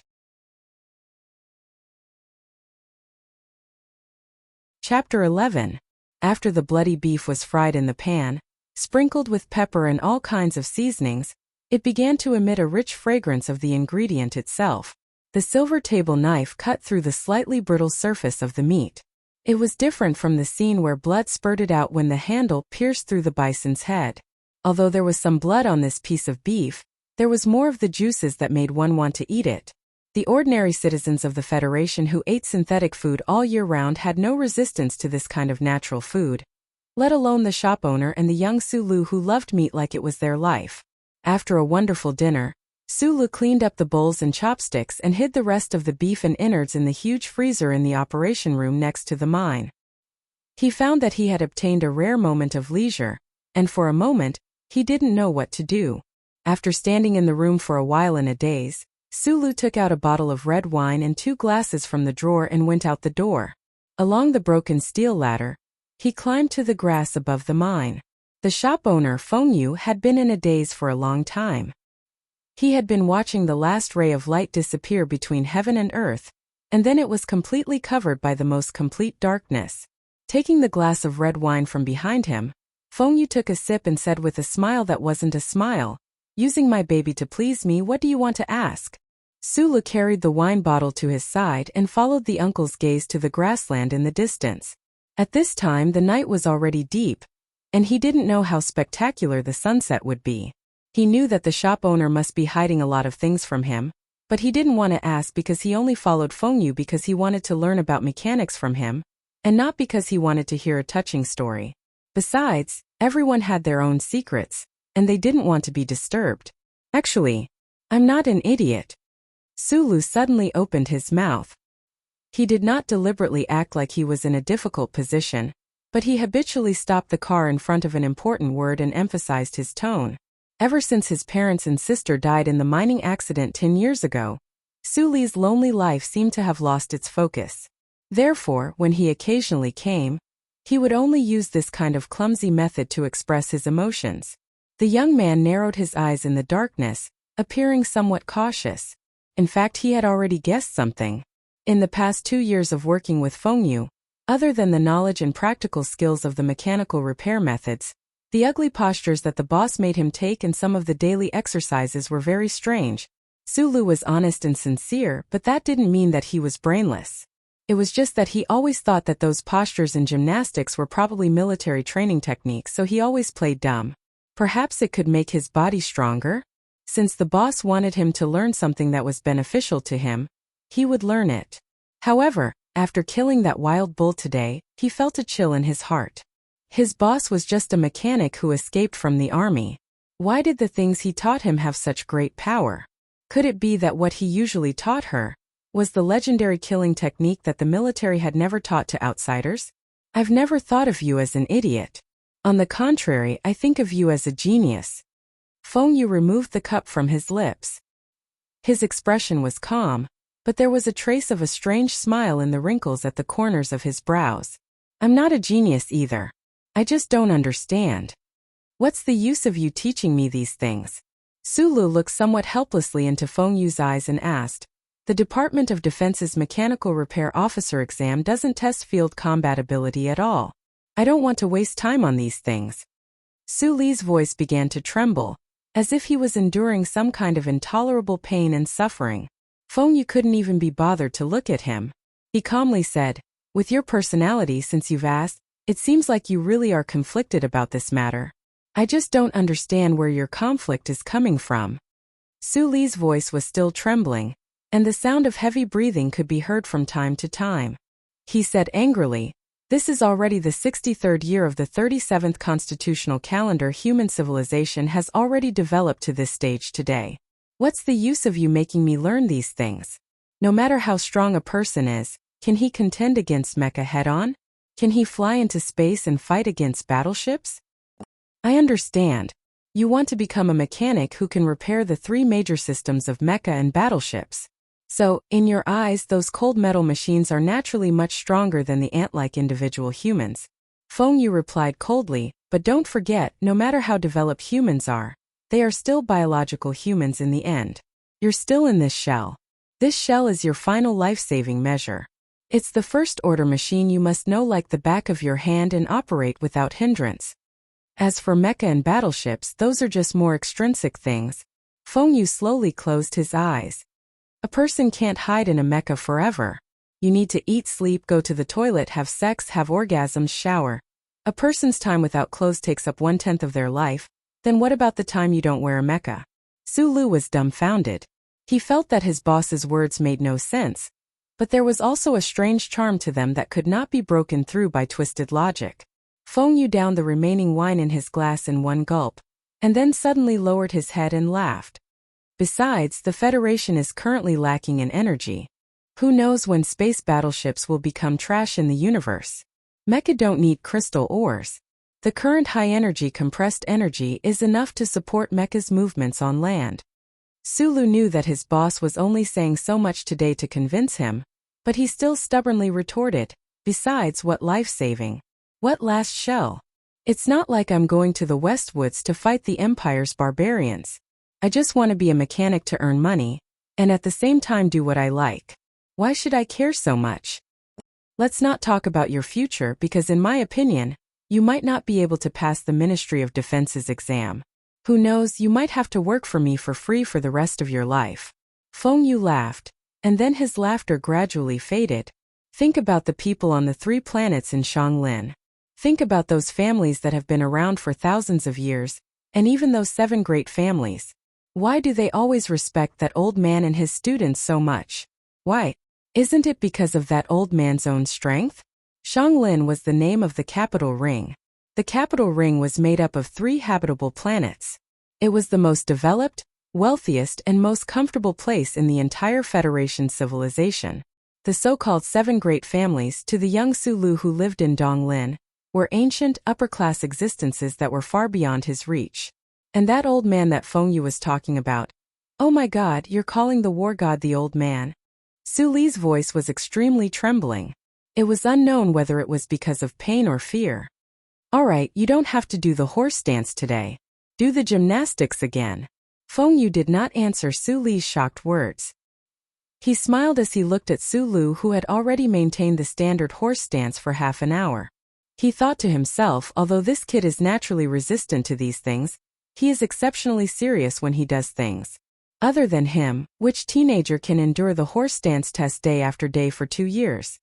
Pay attention to your breathing. Relax your mind. Feng Yu stood up and looked calmly and sternly at Su Lu, who was paralyzed on the ground. He said word by word, feel and remember the most painful trembling path in your muscles. Don't forget it.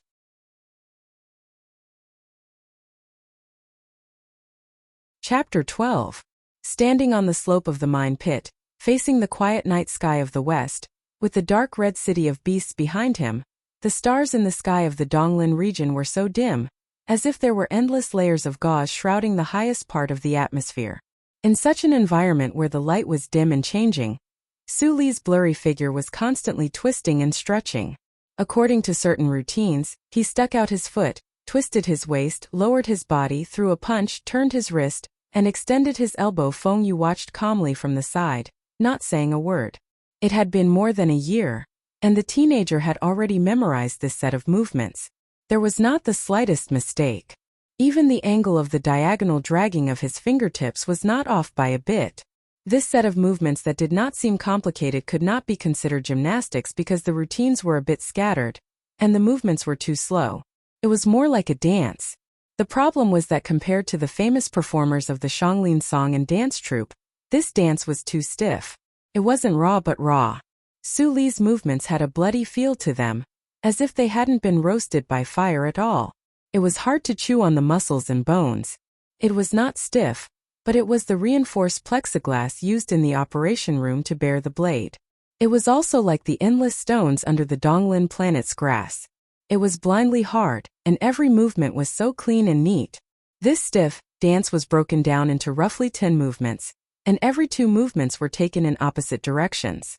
In the end, Su Lu seriously retracted his right foot and squatted in a strange position. Only then did this set of movements completely end.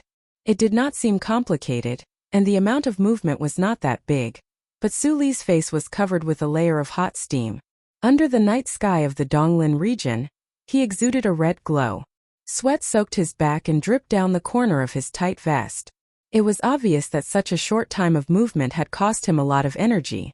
Su Lu breathed slowly, and for a long time he could not speak.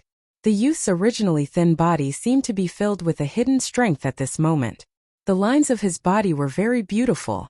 Who knew what this body would look like in a few years' time when he fully became an adult? The reason he remained silent was not only because he was tired, but also because the 600 muscles in his body were completely occupied by soreness. Su Lu did not even want to move a finger.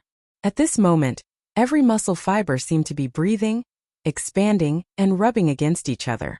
Like the friction between metal and porcelain, it was extremely painful and bitter. After the sourness, there was a burst of completely spontaneous trembling that seemed to rise from the depths of Su Li's heart. It followed the path formed by the muscles, nerves, and connective tissues, and spread out in all directions. It was like the beating of a drum, shaking every tiny part of his body, causing small protrusions to appear on his exposed skin. Then they disappeared, as if there was an invisible force that was sliding on his skin. His trousers began to tremble in the windless night, covering the fact that his legs were trembling non-stop.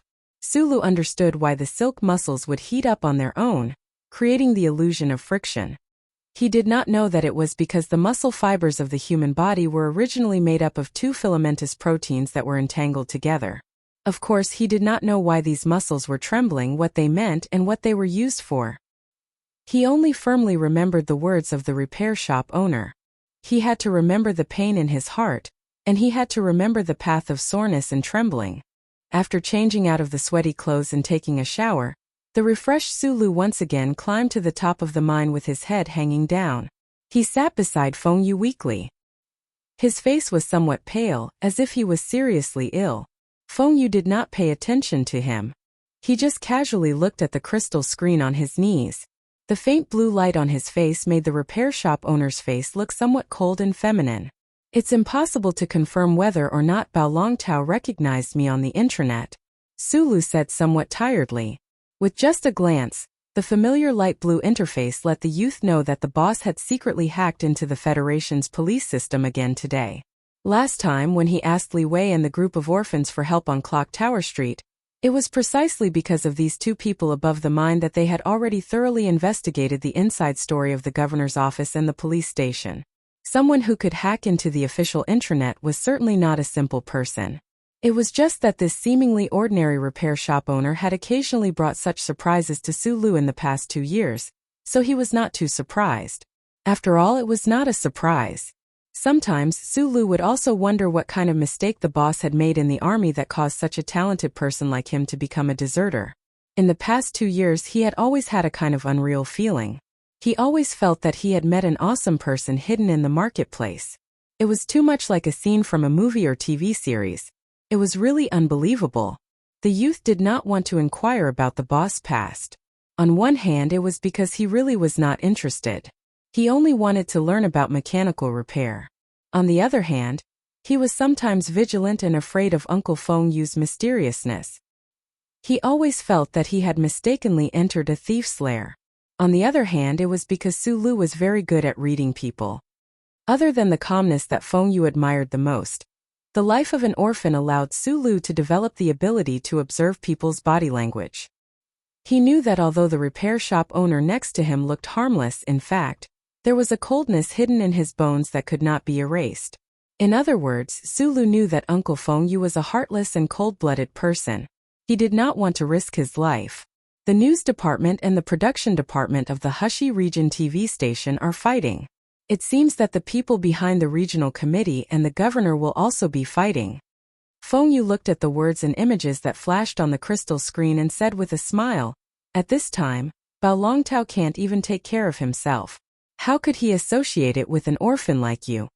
If an ordinary person heard this conversation between the two, they would most likely think that the two people in the repair shop promoting the Clock Tower Street demonstration was hiding a great political conspiracy. However, Sulu knew that the middle-aged man next to him had no interest in these matters of the upper class. Moreover, they were just small figures. They could fan the flames, but to really come into contact with these matters was to seek death. The familiar music sounded, and the familiar face of the purple-haired girl appeared on the crystal screen. The middle-aged man and the youth sitting on the hillside simultaneously stopped talking and began the most important leisure activity every night. It was accompanied by waves of saliva swallowing and praising sounds. Under the extremely faint red background of the night sky, the invisible electric waves, signals, and radio frequency were constantly crossing each other. The invisible lines eventually turned into colorful images that entered the eyes of countless people in the Donglin region, enriching their dreams. A dark red line streaked across the night sky with a faint roar breaking through the air. It was probably the military patrolling the sky with fewer and fewer people. A few wild black cats were drilling in and out of the natural rock tunnel under the electronic wall. They ignored the first charter of human beings and gathered in the direction of the abandoned mine, happily searching for the food residue left behind by the two humans. A stray cat with a few pieces of beef in its mouth raised its head in confusion and looked at the two figures above the mine pit who were together but still alone. In another corner of the city, a group of orphans who were together but still alone were silently and murderously walking on the road of chopping people.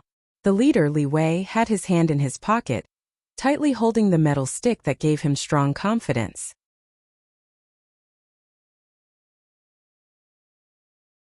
Chapter 13. A month had passed, and according to the people of Shanglin in the Federation's capital ring, it should be late autumn now. In those novels, late autumn had cold winds, drizzling rain, and a clear sky.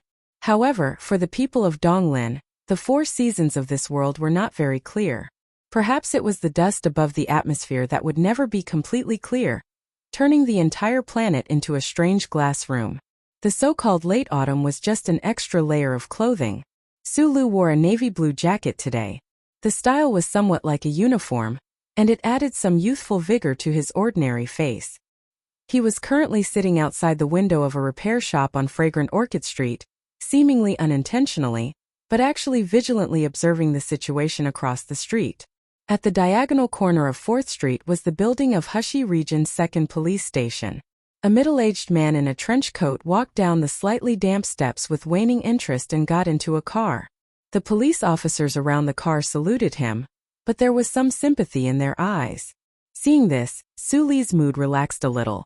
He had been watching Bao Longtao for a month, and it looked like this deputy director was really frightened by his identity as a Federation agent. He no longer dared to investigate the Zhonglo Street demonstration, and even Li Wei's group of orphans were not suppressed. Sulu had a calmness that was beyond his age, and he had an innate sensitivity to certain things. He would never foolishly use another identity to get close to Bao Longtao just to see if he had recognized him. He also would not relax his observation of Deputy Director Bao just because he appeared calm on the surface. He only watched calmly with excellent patience until everything really calmed down. Although he and the repair shop owner were both fanatical supporters of Jian Shui'er, it was really not in line with his character to take such a big risk just to watch television. If the shop owner had not tempted him with the operation room, he would have at most sighed a few times about the incident at Channel 23, and then went to buy a few more discs of Jian Shui'er. He was a little scared. Once he thought about going against the governor's office, Sulu could not suppress his fear. Especially when he thought of that night when he was stared at by Bao Longtao. His thighs couldn't help but twitch twice. This was a natural reaction when he was scared to a certain extent. That night, if he hadn't been quick-witted enough to use 2 buttons to pretend to be a communication tool, and the military standard taser to scare Bao Longtao, he really wouldn't have known how to deal with this matter.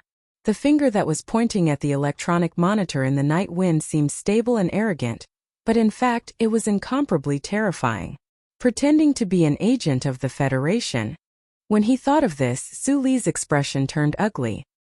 He lowered his head and muttered to himself, "I don't like to act cool. I just want to be a good person. It's much harder to be a good guy than to act cool." Boss Feng Yu had just returned from the leisure center. He brushed past Sulu like a gust of wind and went upstairs to rest. In the past 2 years, Sulu did not appear at the repair shop on Fragrant Orchid Street. He only did repairs in the operation room of the mine. Therefore, in the eyes of orphans like Li Wei, he was equivalent to a person who disappeared from the city for 2 years. Until 1 month ago, Sulu completed that task for Feng Yu. Feng Yu promised him to upgrade the operation room's dustless level. However, this uncle was lazy again, so he simply brought Sulu back to the repair shop and officially introduced the existence of this young apprentice to the neighbors of the 4th Street. Since the boss was back, Sulu no longer had to keep an eye on the shop. After all, the shop's business was limited no matter how good it was. Although the residents of the 4th Street knew about the craftsmanship of Feng Yu and his little apprentice, no one could withstand the speed at which Feng Yu fixed a TV screen for 3 months. After tightening the buttons on his student uniform, Sulu yelled something upstairs, walked out of the shop, and boarded the streetcar at the end of the street.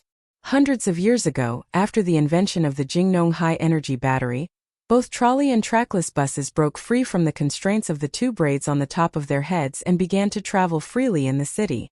Of course, normal people would definitely have their own means of transportation, and the rich people on the 3 planets in the upper forest area already had their own means of transportation. Only the poor, or those who were full of nostalgia, would continue to ride the streetcar.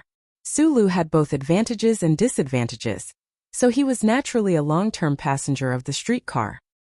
He leaned against the door and stared at the city buildings that flashed by in front of him. He could not help but feel regretful that he could no longer hear the clanking sounds in the literature. The streetcar's final stop was Hushi State University in the Eastern Forest area. After Sulu got off the streetcar, he did not cast an envious look at the beautiful campus environment. Instead, he walked along the school wall, passed through a large tree and entered the library. He had not gone to school for a long time, but he had to read. Firstly, this was Feng Yu's request for him, and secondly, it was his own desire. Other than most of the mechanical books and the Federation standards and regulations, he liked to read all kinds of novels the most. Especially after he got a library card at the State University, he would come here every day. It was as if there were endless beauties in these books, and an endless glorious future waiting for him. There were no fortuitous encounters in the library, nor were there any beauties. Sulu carried a large pile of books out of the library, and there was not the slightest bit of dejection on his face. Then he saw an unexpected person in front of the gate of the State University. Li Wei, who had not seen him for a month, appeared in front of Sulu just like that. Looking at the somewhat haggard and tired face of the orphan leader, Sulu suddenly felt his lips dry up. He did not know what happened, so he asked in a hoarse voice, Don't tell me you still have the ambition to enroll in a university. I only have the ambition to occupy the night of the entire Heshi state. Li Wei's voice was a little hoarse, but his expression was not that nervous, so Su Li's heart relaxed a little. The thing you gave me was confiscated by the people from the 2nd Division. But don't worry, no one knows it's mine.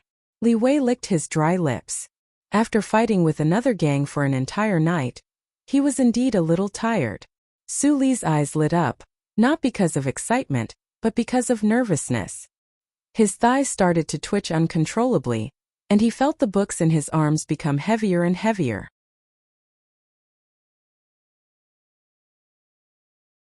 Chapter 14. How did you know I was at the State University? Sulu lowered his head and asked. Li Wei did not notice his partner's heavy mood. He smiled and said, "Many people know that you've entered the repair shop. I thought that although there wouldn't be any trouble, it was something you worked hard to make, so I had to let you know." No trouble? Is that true? Sulu asked himself in his heart, but he could not find an answer. The stun baton was made with military technology. If the police really wanted to investigate, would they find out that he was the culprit? Would they find out that he was a deserter? He should be angry at Li Wei for losing the stun baton because he had repeatedly told him to do so. However, looking at Li Wei's satisfied and tired face, Su Li's heart softened and he did not say anything. He heard that Li Wei's group of orphans had been fighting for territory for the past month. They were probably tired. There should be a lot of weapons in the black market from the military. The stun baton was hidden in the crystal scroll. Although it was ingenious, it should not attract too much attention. Sulu comforted himself in his heart. He patted Li Wei's shoulder and said seriously, "Just pretend that you never saw that thing, but I'll say it again. Don't always think about fighting and killing. You still need to find a proper job in the future." What proper jobs are there in Donglin now? Didn't you see what the students were arguing about in the streets today? The unemployment rate is already 30%. And that's not including the seniors who took care of after the Crystal Mining Union went bankrupt. Li Wei touched his curly blonde hair and said stubbornly, "I want to stand out. I don't want to live on welfare for the rest of my life." Demonstration? Sulu was taken aback. There were very few people in the Donglin district who were interested in politics. The incident at Zhonglo Street was already considered a big event. How could there be students who didn't study hard but wanted to march? A lot of people went to watch the show.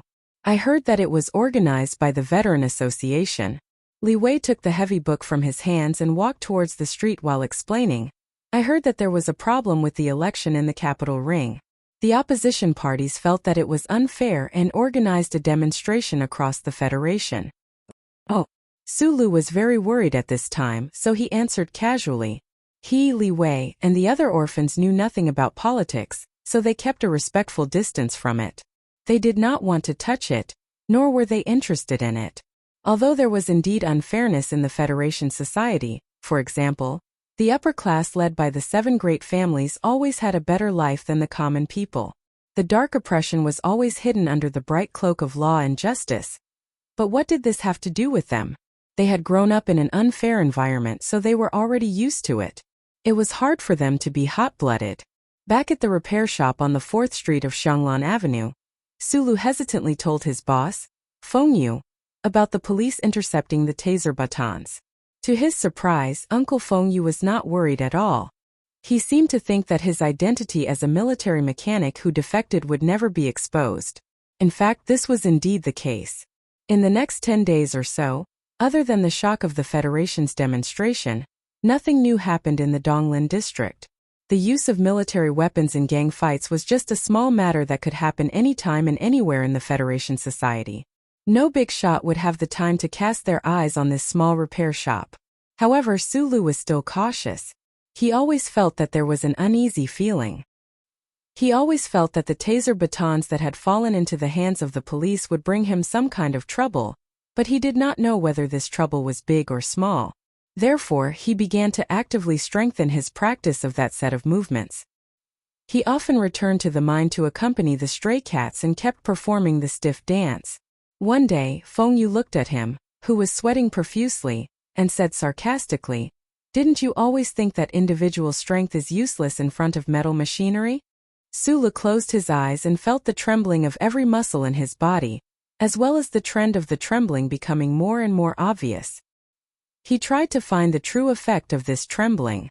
With a trembling voice, he gritted his teeth and said, "Until now I haven't changed my mind. But the problem is that if the police really come to arrest us, you don't have the money to buy me a mecha. Of course, even if you did, I wouldn't use it. Other than making myself stronger, what else can I do?" "You're still worried about that taser baton?" Feng Yu frowned. He did not understand why this child was so cautious. He suddenly smiled and said, "Don't forget about the chip behind your neck. Under the light of the first charter, if the police really want to arrest you, where can you run to? Could you go to Bermuda as a refugee? Or go to the Empire as a traitor?" The electronic surveillance network spread throughout the entire Federation society. In theory, it could control the occurrence of all criminal activities. Sulu did not panic when he heard this. He said seriously, "The gang is still here. You, a fugitive from the military, are still alive and well. I believe that you will definitely have a way." What a bold claim. If there is anyone in this world who can remove the chip in their body without alerting the Federation surveillance network, then they will definitely win the Nebula Award. Feng Yu's smile was somewhat mocking. "You just celebrated your 16th birthday last week. How can you be more cautious than an old man like me? It's really ridiculous." Sulu retorted sarcastically, "Don't forget your mouth full of rotten teeth. In order to get a new dental record and not be arrested by the government and the military, you paid such a heavy price, and you still have the nerve to mock me for being cautious." Feng Yu helplessly shook his head and did not refute. The days were peaceful. Even Sulu was beginning to think that he was too timid. The two people in the repair shop did not know that in this city, there was another person who was in the same predicament as them. This person was the deputy chief of the 2nd police station, Bao Long Tao. Ever since he embarrassed the governor's office a few months ago, his influence in the police station had been greatly weakened. "I actually need to write a report to get a piece of evidence, and this report actually needs 2 months to be approved." Deputy Chief Bao looked at the metal shaft in the vacuum bag on the table and laughed self-deprecatingly. With his position, if it was in the past, he would not have needed to go through so much trouble. Thinking of this, his hatred for the orphans in his heart grew even stronger. If it were not for the incident at Clock Tower Street, his request for a transfer would have been approved a long time ago, and the families in the capital ring would not have ignored him for so long. However, during these days, he did not dare to take revenge on the orphans because he was not sure if the face covered by the hat that night was a Real Federation agent. Wearing gloves, he took out the metal shaft from the bag. Squinting his eyes, Deputy Chief Bao looked at the exquisite electric current generator inside, and secretly wondered if this had anything to do with the stun baton that Federation agent was holding. Although there were many military weapons like this on the black market, they were all extremely expensive. Those orphans should not have the financial resources to buy them. After thinking in silence for a long time, Deputy Chief Bao decided to investigate this matter. Of course, he did not dare to investigate it himself. Instead, he focused on the stun baton. He wanted to confirm if there was really a Federation agent in Hushi Province. Deputy Chief Bao had a few comrades in the Research Institute in the capital ring who should be able to help. After filling in the address on the envelope of the official email, Deputy Chief Bao ordered his secretary to take the evidence out and send it to the Identification Department of the 17th Research Institute in Shanglin District. This deputy chief who had lost his power instinctively wanted to find out the truth of this matter, but he did not expect that this small action of his would have such a huge impact on the future of the Federation.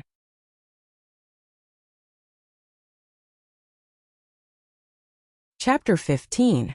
Human civilization. Regardless of the time period, space, or whether there were historical records, as long as the structure of society was initially established, it would inevitably fall into layers of bureaucratic encirclement.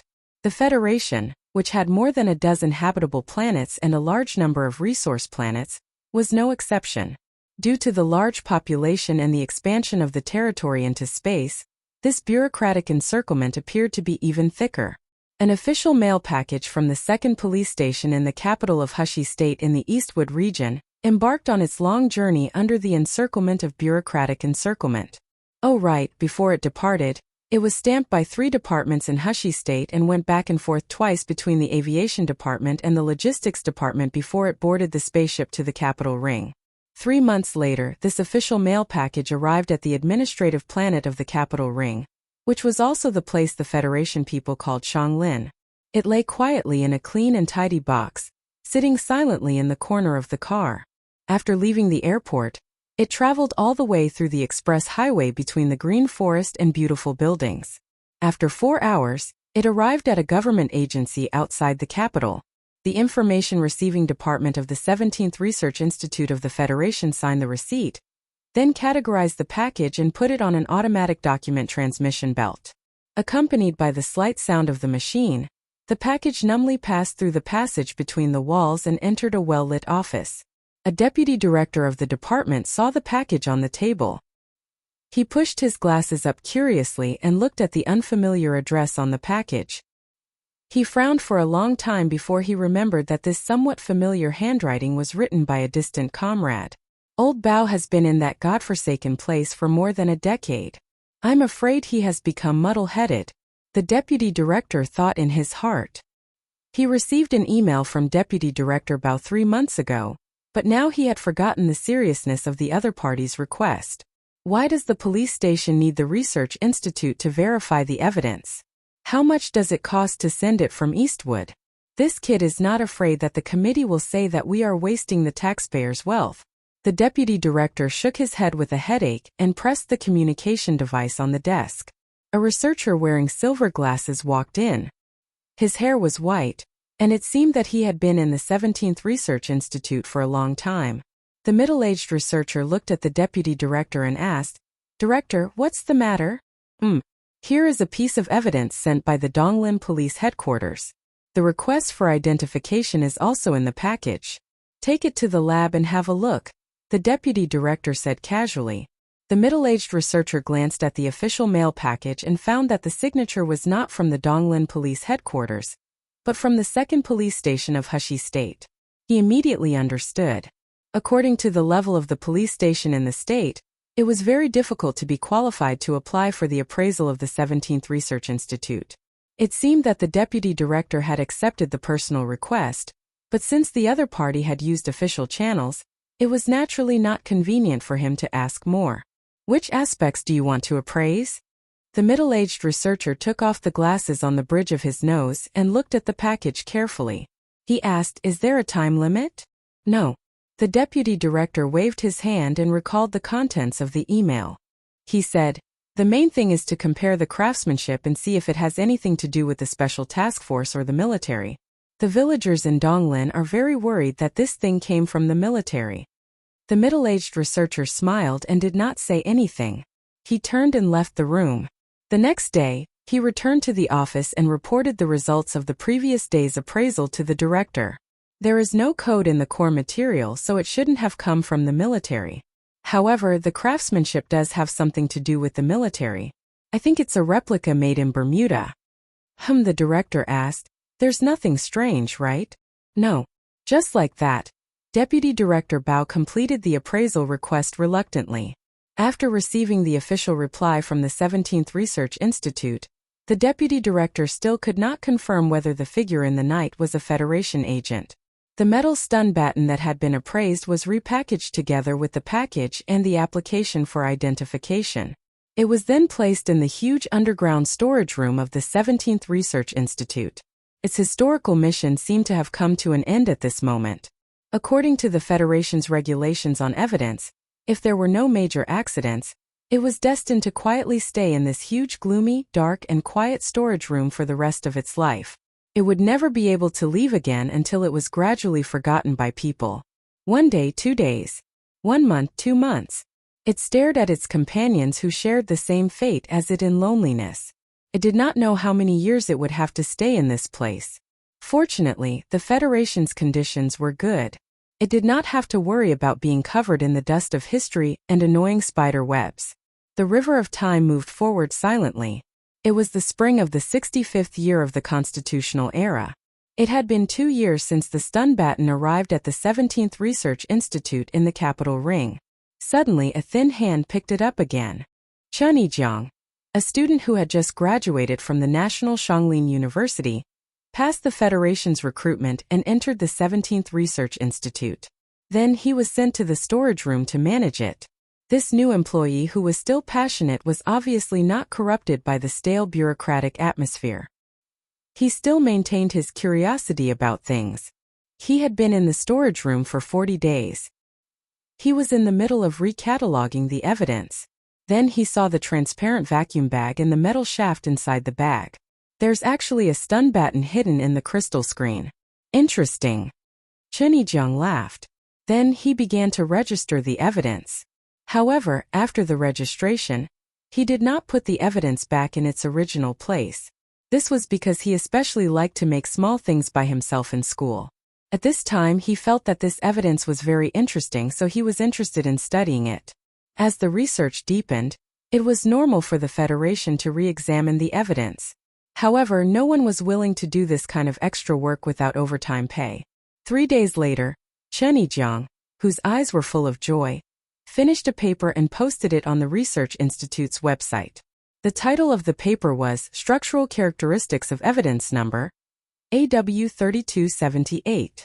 Naturally, such a boring paper sank to the bottom in an instant and did not attract any attention. In a particularly quiet area in the capital of the Federation, there was a department with the highest security level in the Federation. From the balcony of this department, one could see the building of the Central Management Committee of the capital and the President's administrative palace in the distance. However, none of the staff in black suits who were in a hurry would cast envious glances in that direction. This was because they were the staff of the Bureau of Proclamation and shouldered the most glorious mission of the Federation society. In the core area of this building, in an empty room, a two-dimensional information display light screen was flashing non-stop in mid-air. The most sophisticated computing and searching ability of human civilization allowed the images on the light screen to flash by at a terrifying speed. No one could see the content on the light screen with the naked eye except for the central control computer that was performing the computing and searching. Countless streams of data in the Federation Society were being selected and analyzed here. Whether it was the struggle between the various political parties or the offensive posture of the anti-government army, all kinds of information were being gathered here. Of course, the most important information now was in the Westwoods area. No one knew if the Empire would start another war. Suddenly, the images on the light screen slowed down and stopped on a picture. The picture was a screenshot of a small paper written by a researcher. Then, the light screen showed the location where the evidence number AW3278 was stored. Alarms began to sound in the most secure Bureau of Proclamation in the Federation Society.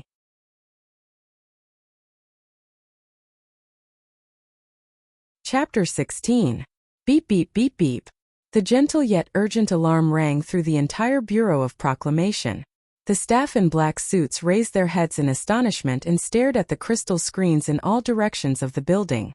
Apart from the Empire's sudden attack last time, the Bureau of Proclamation hadn't issued a Level 1 order in a long time. What exactly happened?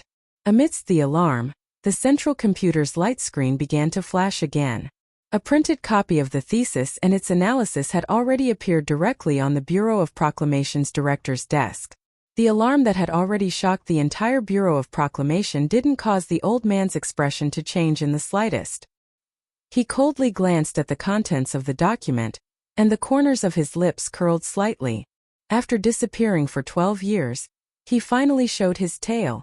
The Bureau of Proclamation's director wasn't shocked by the name on the document. In his long life, who knew how many major events he had encountered? The director handed the document to the civil official beside him, stood up and ordered, "Notify the President's office and the Ministry of National Defense." The civil official was a middle-aged man. He took down his windbreaker from the hanger and draped it over his immediate superior. His heart was slightly shocked. The alarm that rang through the Bureau of Proclamation was enough to prove that the current situation was determined by the central computer to be a Level 1 incident.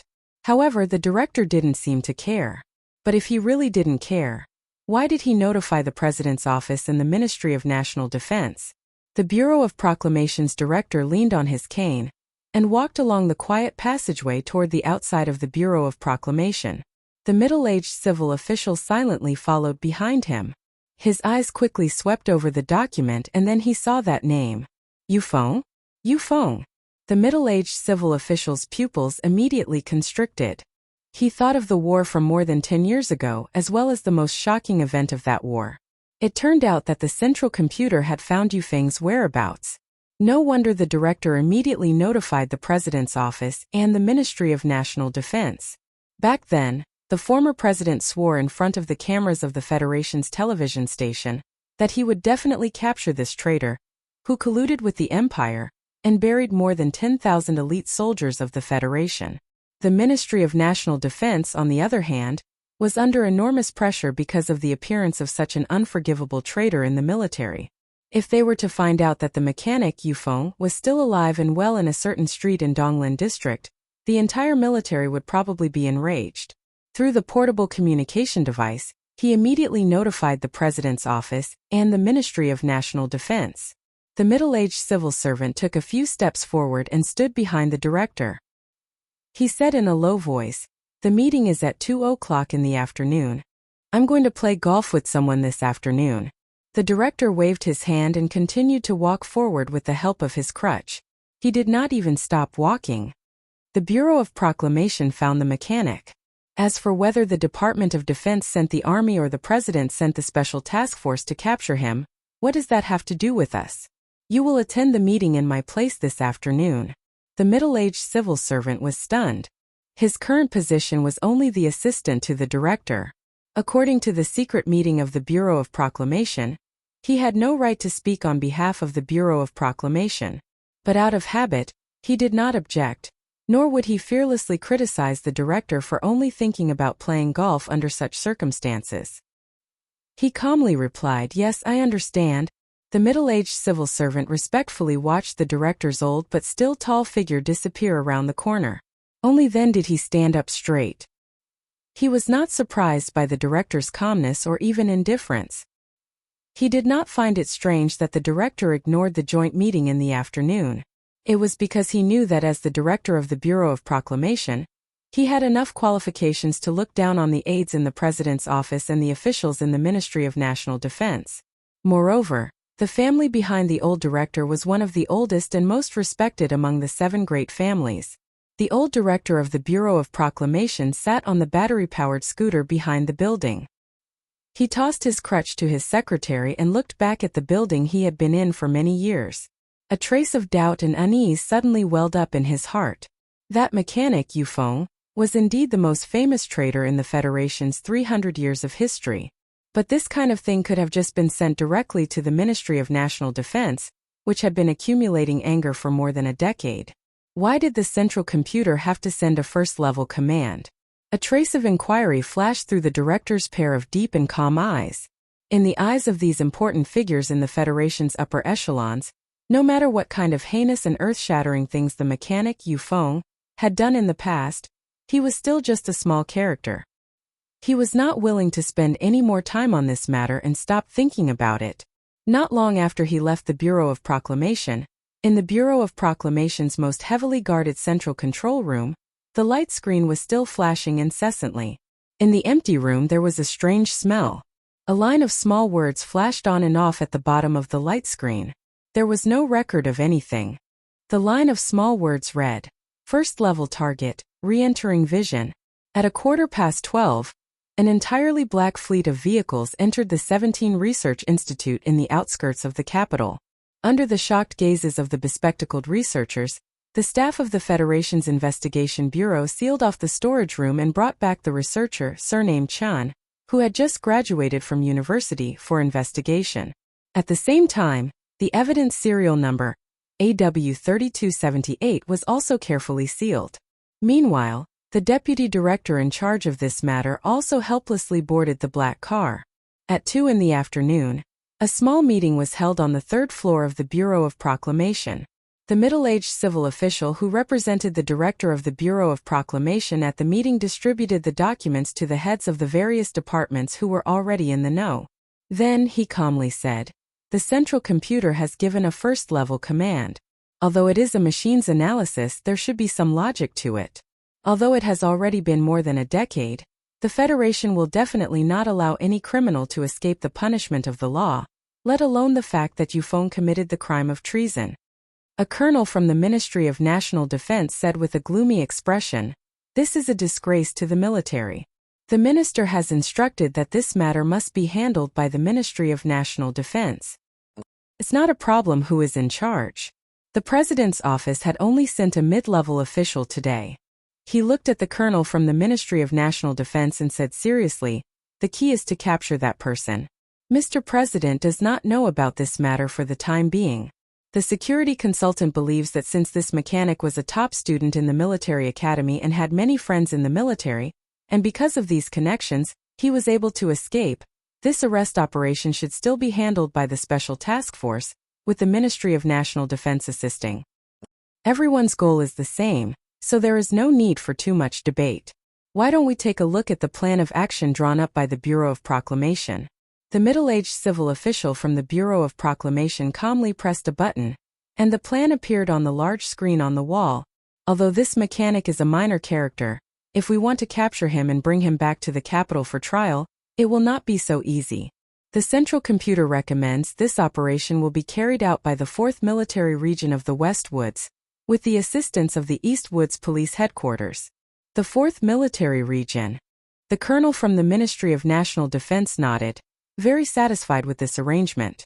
Since it was a suggestion from the Bureau of Proclamation, the President's office would not have much of an opinion. What if there is resistance? The official from the President's office said with a gloomy expression, "This mechanic is not only a disgrace to the military, but also to the entire Federation. If there is any resistance, kill without mercy."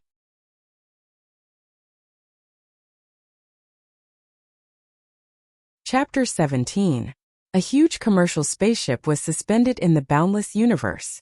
Its light silver exterior and extremely streamlined and beautiful shape made this spaceship become the brightest star under the starry sky. It calmly and gracefully looked at the planet below. Due to the scarcity of energy crystals, interstellar travel was extremely expensive today. This spaceship from the Gu Clock Company from the West Woods region attracted the attention of countless officials and residents of the East Woods region. Other than routine business activities, the Gu Clock Company also brought along friendly greetings from the West Woods region and relevant officials for a visit. However, including the visiting scholars and officials from the West Woods region, most of the important people in the East Woods region did not know that in the control room at the back of this commercial spaceship, there was a large warehouse hidden. Inside, there was a large pile of items covered by military green tarpaulins. No one knew what they were. Lake was the leader of the 4th Military Region Special Mecha Team. He was just over 30 years old and was at the peak of his strength. He looked at the planet below through the porthole, his expression firm, his eyes filled with calm confidence. Regarding the secret mission of the Mecha Team this time, other than him, not many people knew about it. Even those members with outstanding military achievements did not know the inside story behind it. Mecha Master Yufeng. This was really a name that left a deep impression. Lake's eyes narrowed as he recalled that explosion more than 10 years ago. At that time he had still been a new recruit who had followed the Federation's counterattack force and successfully performed a risky space jump, attacking and occupying a resource planet in the heart of the Empire. However, no one would have thought that this was a trap set by the Empire. Countless Empire soldiers swarmed over in battleships, and the huge explosion in the military supply warehouse directly destroyed the lives of more than 10,000 people in the Federal Army, indirectly destroying the confidence of the Federal Army. If the Bureau of Proclamation had not finally found out that the Mecha Master named Yufeng had played a sinister role in this huge explosion, and it was also this Mecha Master named Yufeng who had handed over the deployment of the Federation's defensive forces to the Empire today, the Federation would probably still be in pain and suffering, not knowing how that failure had come about. What a damned no, a shameless bastard who should have died 10,000 times. Lake thought to himself. However, as a soldier of the Federation, he felt that he should personally capture this Mecha Master, and then send him back to the Federation to be judged in front of tens of billions of people. The only strange thing was that the secret order he received from the Ministry of Defense at the beginning was to capture this person and kill him if he resisted. However, on the second day after he arrived in the airspace above the Donglin district, he received a new order, to execute this traitor directly. This order was sent directly through the highest level of intelligence channels, so Lake did not have any suspicions, nor did he have any thoughts of resistance. He put on his sunglasses and looked at the pictures and words that flashed across the lenses. The corners of his lips curled up slightly. Class 1 fugitive Yu Feng, alias Feng Yu, hid in a repair shop in the 4th Street of Xianglan Avenue, the capital of Huxi State in the Eastwoods region. He repaired electrical appliances for a living. Lake's curled lips gradually smoothed out. He already knew enough about this mecha master. His social connections were all in the data. However, he did not understand why this traitorous mecha master had hidden in the Eastwoods region for more than 10 years instead of choosing to go to the Empire to enjoy the rest of his life. After confirming the mecha master's location in the Eastwoods region for the last time, Lake slowly turned around and said coldly to the 10 team members behind him, "All of the target's social connections are already under the surveillance of the Eastwoods region police. All we need to do is kill him." "Yes, sir," the 10 team members replied swiftly, causing the entire cabin to reverberate with a murderous intent. Lake took off his sunglasses and pressed the transmitter in his hand. A radio wave was sent to the Eastwoods region. From this moment on, the Eastwoods Region Police Headquarters began to sweep the periphery, while the Eastwoods Region Garrison received direct orders from the Department of Defense to secretly cooperate with this group of people. Don't underestimate your opponent. The data you see now is not complete. This mecha master named Yu Feng has never obtained a perfect grade in the 2nd Military Academy, but that is because he is not a student at all. He is the first military instructor in the history of the military academy who has never studied before. Lake looked coldly at his subordinates who were reading the target's data for the first time and said fiercely, "Back then, the Federation sent out 100 elite soldiers to capture him, but he still managed to escape. If any of you dare to be careless, I will kill you directly." After saying this, he walked to the front of the green military tarpaulin, took a deep breath, and forcefully lifted the tarpaulin, revealing the strangely shaped metallic, murderous mecha. "Move out." Soothing piano music was playing in the coffee shop at the corner of the street. Sulu, whose face was full of smiles to the point that his eyes were almost disappearing, strolled along Bell Tower Street to the music while greeting his neighbors in a friendly manner. Indeed, the word strolling should be used, because the tips of his feet seemed to be dancing in some kind of dance, completely unlike the steady and honest appearance he used to have. 2 years had passed, and the lives of the residents of the Eastwoods region had not changed much. The coffee shop had not changed and the bar had not changed. The passage of time seemed to have left no trace in this city at all. However, Sulu had changed a lot. He was the same as the purple-haired girl in the distant capital ring, 2 years older. It was just that Jian Shuer's birthday had the entire Federation's infatuated people paying attention to her, but Suli's growth no one cared. Except for himself. In the past 2 years he had followed the owner of the repair shop to learn about mechanics, and brought back countless books from the state university to enrich his brain. Every night, he would perform the horse stance and perform a stiff dance. Even someone as slow as him could tell that his body was becoming more and more like the #1 machine that Feng Yu had described. It was becoming more and more obedient to his own commands. In the past 2 years, the residents of Bell Tower Street and Xianglan Avenue knew that there was a kind, studious and hardworking young man in the repair shop. However, Sulu himself did not feel anything. He just lived an honest life. And when he saw that his neighbors needed help, he would lend a hand. The reason why he was so happy today was because he had successfully passed the written test of the National Defense Department's military officer recruitment exam and entered the 2nd round of conscription process. He had just celebrated with a black market beer with Li Wei. When he thought of joining the army and learning in the capital ring, Sulu felt that he was one step closer to his life's dream. Therefore, a rare joy appeared on his face. When he saw an old man at the corner of the street who was afraid of the sparse traffic, he naturally went up and held the old man's arm. "I'll send you there," Sulu said with a smile. Then, he walked across the street and found that he had sent himself into danger in the alley leading to the repair shop. A group of fully armed soldiers wearing standard helmets and dark-colored silk bulletproof vests surrounded him. The terrifying smell of iron and blood was particularly frightening in the quiet environment. Black, gloomy and hard gun barrels were aimed at Suli's head. The nearest gun barrel was directly poked into his temple, and it was extremely painful.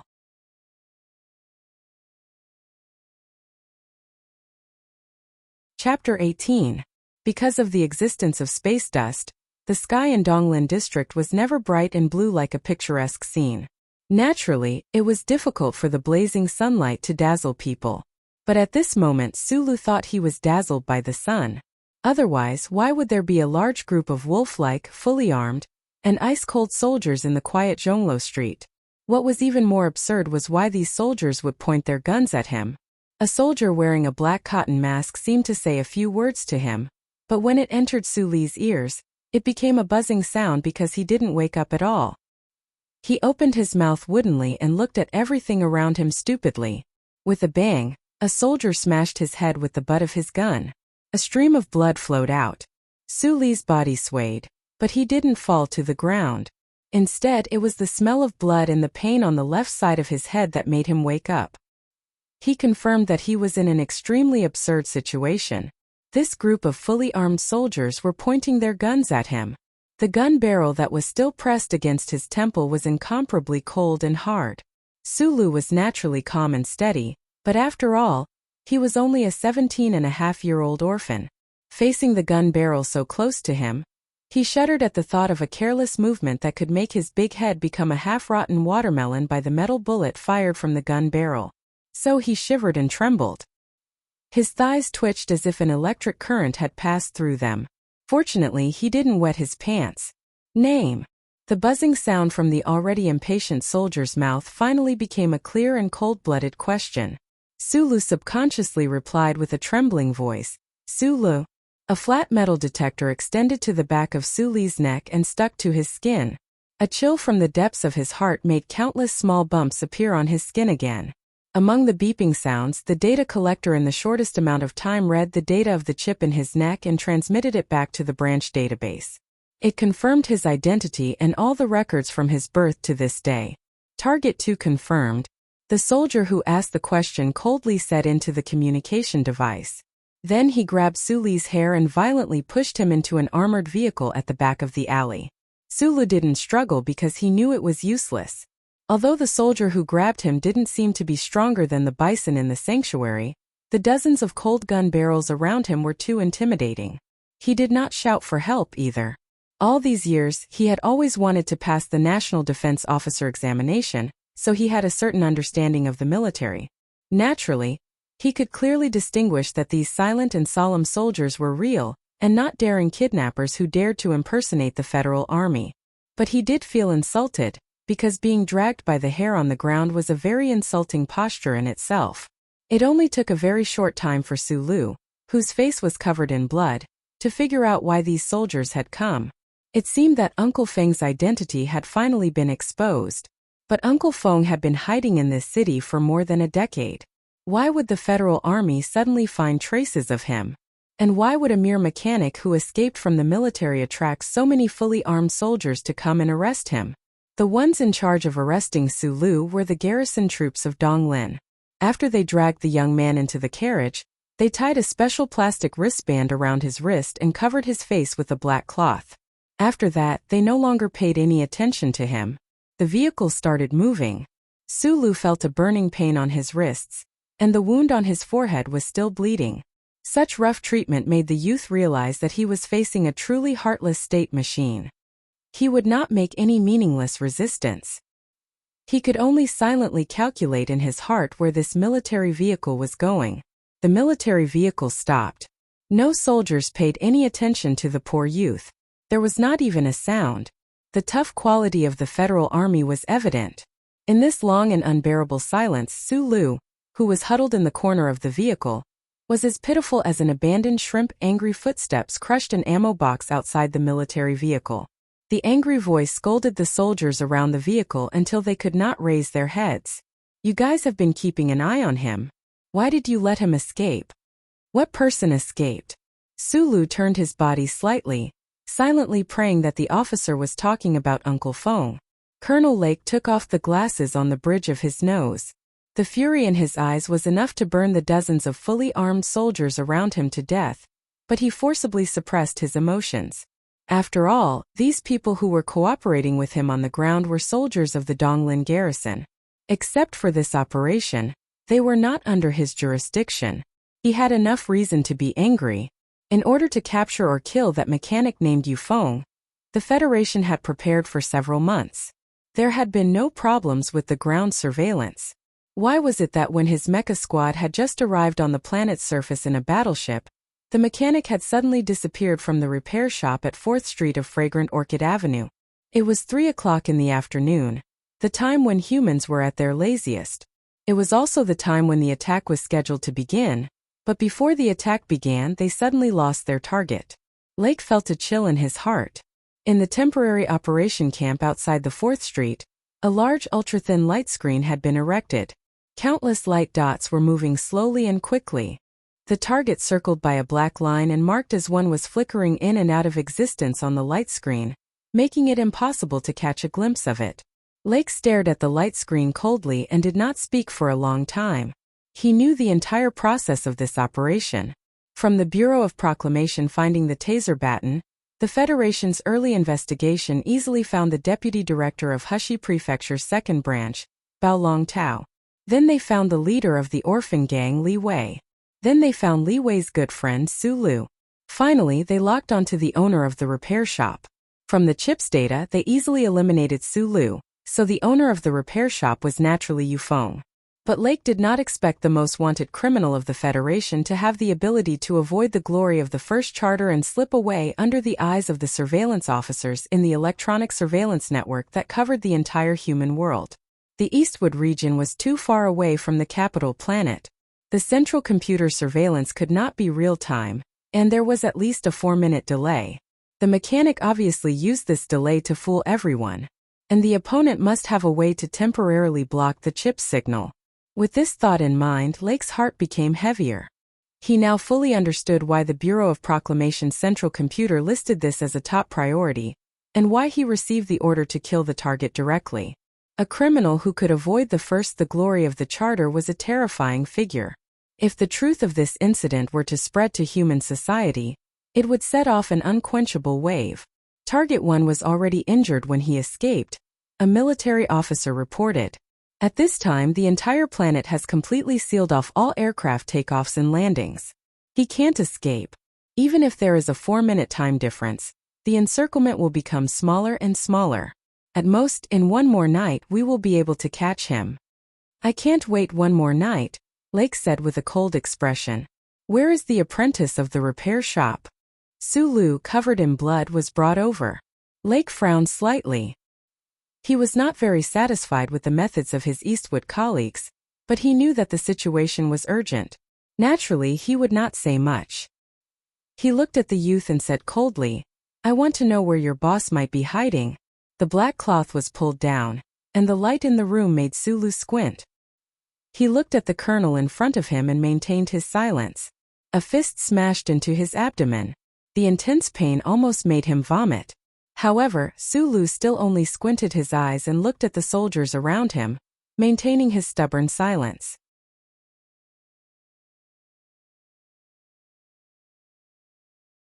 Chapter 19. Su Li's hands were tied behind his back with a high-strength plastic rope. His body was bent forward because of the heavy blow to his abdomen. It looked like a very famous ancient torture pose. Because of the pain, his face was red. The wounds that had been drying up were now bleeding again. He opened his mouth to retch, but nothing came out. This was the effect of the 10th punch. Su Lu still did not say a word. Even though he was heavily beaten to the point of kneeling on the ground, he still narrowed his eyes and looked at the colonel in front of him. He stubbornly pursed his lips and remained silent. Colonel Lake's eyes also gradually narrowed, but his face was as gloomy as before. When the Donglin garrison soldiers made their move, he did not stop them because he had to hurry and find the whereabouts of that damned mechanic. As long as he found that person, his subordinates could kill him in one fell swoop and complete the honorable mission given by their superiors. He suddenly took out a pistol from his waist and aimed it between Su Li's eyebrows. He looked at the stubborn youth and said coldly, I'll give you 3 seconds. 1, 2. Colonel Lake spoke naturally, and his actions were also natural. so natural that everyone thought he would really shoot in the next moment. The Donglin native soldiers in the temporary camp all had expressions of shock on their faces. Su Li's body finally began to tremble uncontrollably.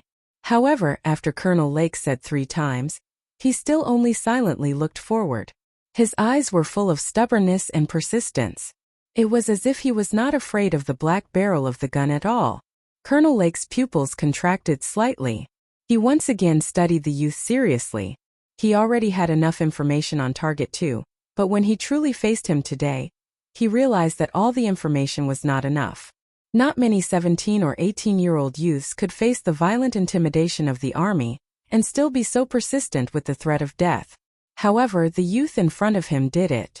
Lake lowered his head and looked at Su Li's trembling legs. He said coldly, "I know you're scared, but why are you still unwilling to speak when you're already so scared?" At this time, Su Li spoke his first words after being arrested by the military. He spat out a mouthful of bloody saliva and said fiercely, "As a citizen of the Federation, I have the obligation to cooperate with the military, but that does not mean that I have the obligation to cooperate with torture." Hearing these powerful words, Colonel Lake's expression changed slightly, and a complicated emotion flashed through his eyes. It seemed that even he did not expect that the reason why this young man was so stubborn was because of such a simple reason. Although the logic in this world was simple, how many people could actually persevere under the gun? Lake was silent for a few seconds. He waved his hand and chased all the soldiers out of the temporary camp. In the quiet room, only he was left standing, and Su Li was half kneeling on the ground. After a heart-stopping silence, Lake slowly said, "Su Li, 17 years old, apprentice at the 4th Street repair shop, Target 2. In fact, I know you very well, maybe even better than you know yourself. I know what kind of person you are. You don't want to hang out with those orphans on the streets because you think bullying the weak is wrong. You have a good reputation in Zhonglo Street and Xianglan Avenue. Everyone thinks you are a kind person. But I didn't expect you to be such a persistent person," Colonel Lake said with a smile. Colonel Lake smiled and said, "In the face of unfair and rough treatment, even if a gun is pointed at your head, you are not willing to cooperate. Such a stubborn and serious person is rare in this world. In the face of wrong things, many people are willing to persevere and resist," Su Li said with his head lowered. Colonel Lake gently clapped his hands and said with slight mockery, "But the question is, what is wrong? If you think what we are doing is illegal, then I can tell you the truth. I hope you, a law-abiding citizen, can come to a conclusion based on your own judgment. Then see if you need to cooperate with our operation and tell us the whereabouts of Fengyu." Su Li lowered his head and was speechless. In fact, he could guess where Uncle Feng was hiding. The secret of the mine, other than the two of them, no one knew. In the past 2 years, the two of them rarely went to the mine. Even if the military monitored it a few months in advance, they might have missed it. Most importantly, after years of hunting bison over the electronic fence, Su Li guessed that the blue signal jammer in Uncle Feng's hand might be able to temporarily avoid the ubiquitous electronic surveillance.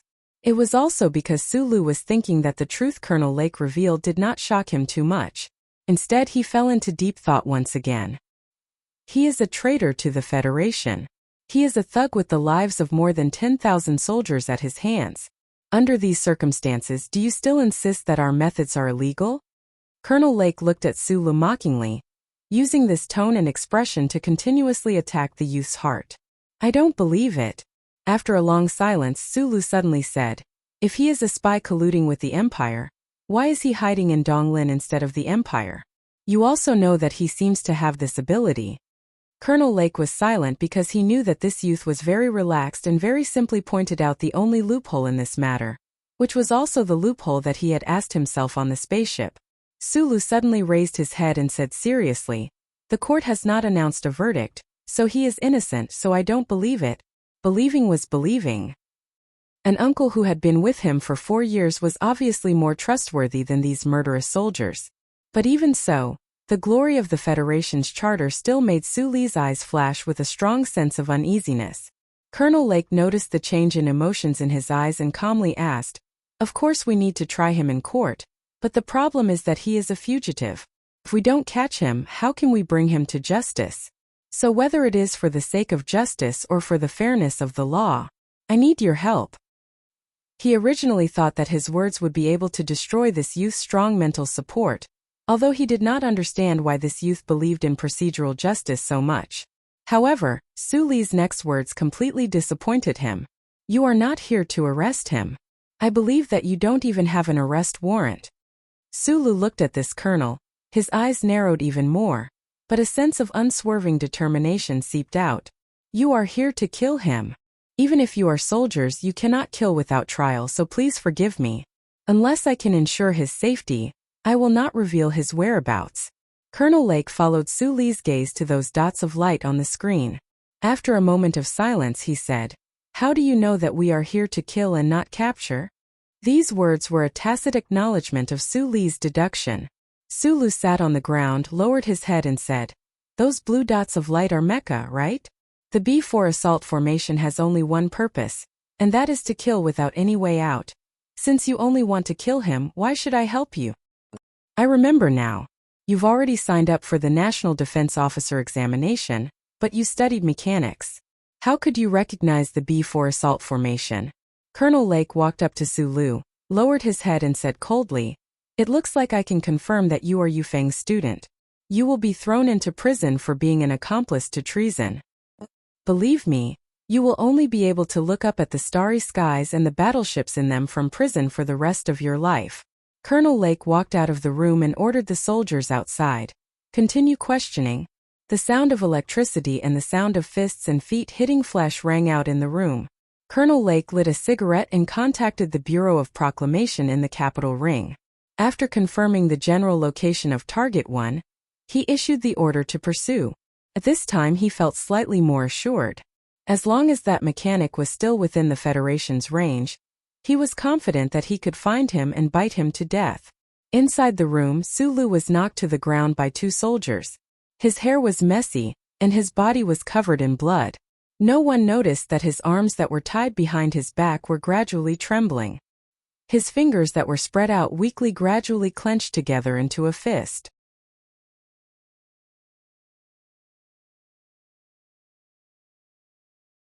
Chapter 20. When Sulu heard that his boss was injured, he began to feel uneasy. Following that, an ominous feeling entered his mind, just like 2 years ago at the entrance of the state university. If the military was able to find his boss because of that stun baton, then Li Wei and the group of orphans would have been captured by now. He understood Li Wei's character very well. If he wasn't forced into a corner, he definitely wouldn't betray his good friend. Is Li Wei okay now? Human rights? What is human rights? Is it the pain in his body, or the hard fists and boots of these soldiers that are even harder? Sulu did not feel any resentment. Although he had always believed in the existence of justice in the world in the past 17 years of his life, he knew even more clearly that if his boss had really committed treason as the colonel said earlier, then in the operation to capture him, all laws and regulations and personal rights would only be overshadowed by the fury of the entire Federation and trampled under the boots of the leather boots of the entire Federation. He was a stubborn young man, but he wasn't a student whose brain was filled with empty words. He didn't expect that he would have the right to hire a lawyer at this time. On the contrary, he understood the actions of these soldiers, but this understanding didn't mean that he was willing to accept it and wasn't angry. But even if he was angry, he wouldn't look at the soldiers who beat him like a wolf cub, because that kind of expression would only bring more pain. He just quietly lowered his head and endured. In his calm, there was actually a great deal of bitterness and uneasiness. Is the boss really a soldier who committed treason? Treason and desertion were two completely different concepts. Although Sulu believed that Feng Yu wasn't a cold-blooded demon, the anger of these soldiers in front of him made him somewhat uncertain. I want to see Feng Yu and ask him face to face. If all of this is a big injustice, then I'll help him. If all of this is true. A heavy punch landed on Su Li's left cheek, causing blood to spurt out. His gums started to loosen, and the pain stopped him from thinking absent-mindedly. The soldier with the inverted triangular eyes gasped for breath and kicked Sulu, who was lying on the ground like a dead fish. He walked to the side of the camp and picked up a bottle of water and drank a few mouthfuls. He really didn't expect that this seemingly thin and weak young man would be so resistant. Not only was his willpower firm, he didn't beg for mercy and didn't open his mouth to confess.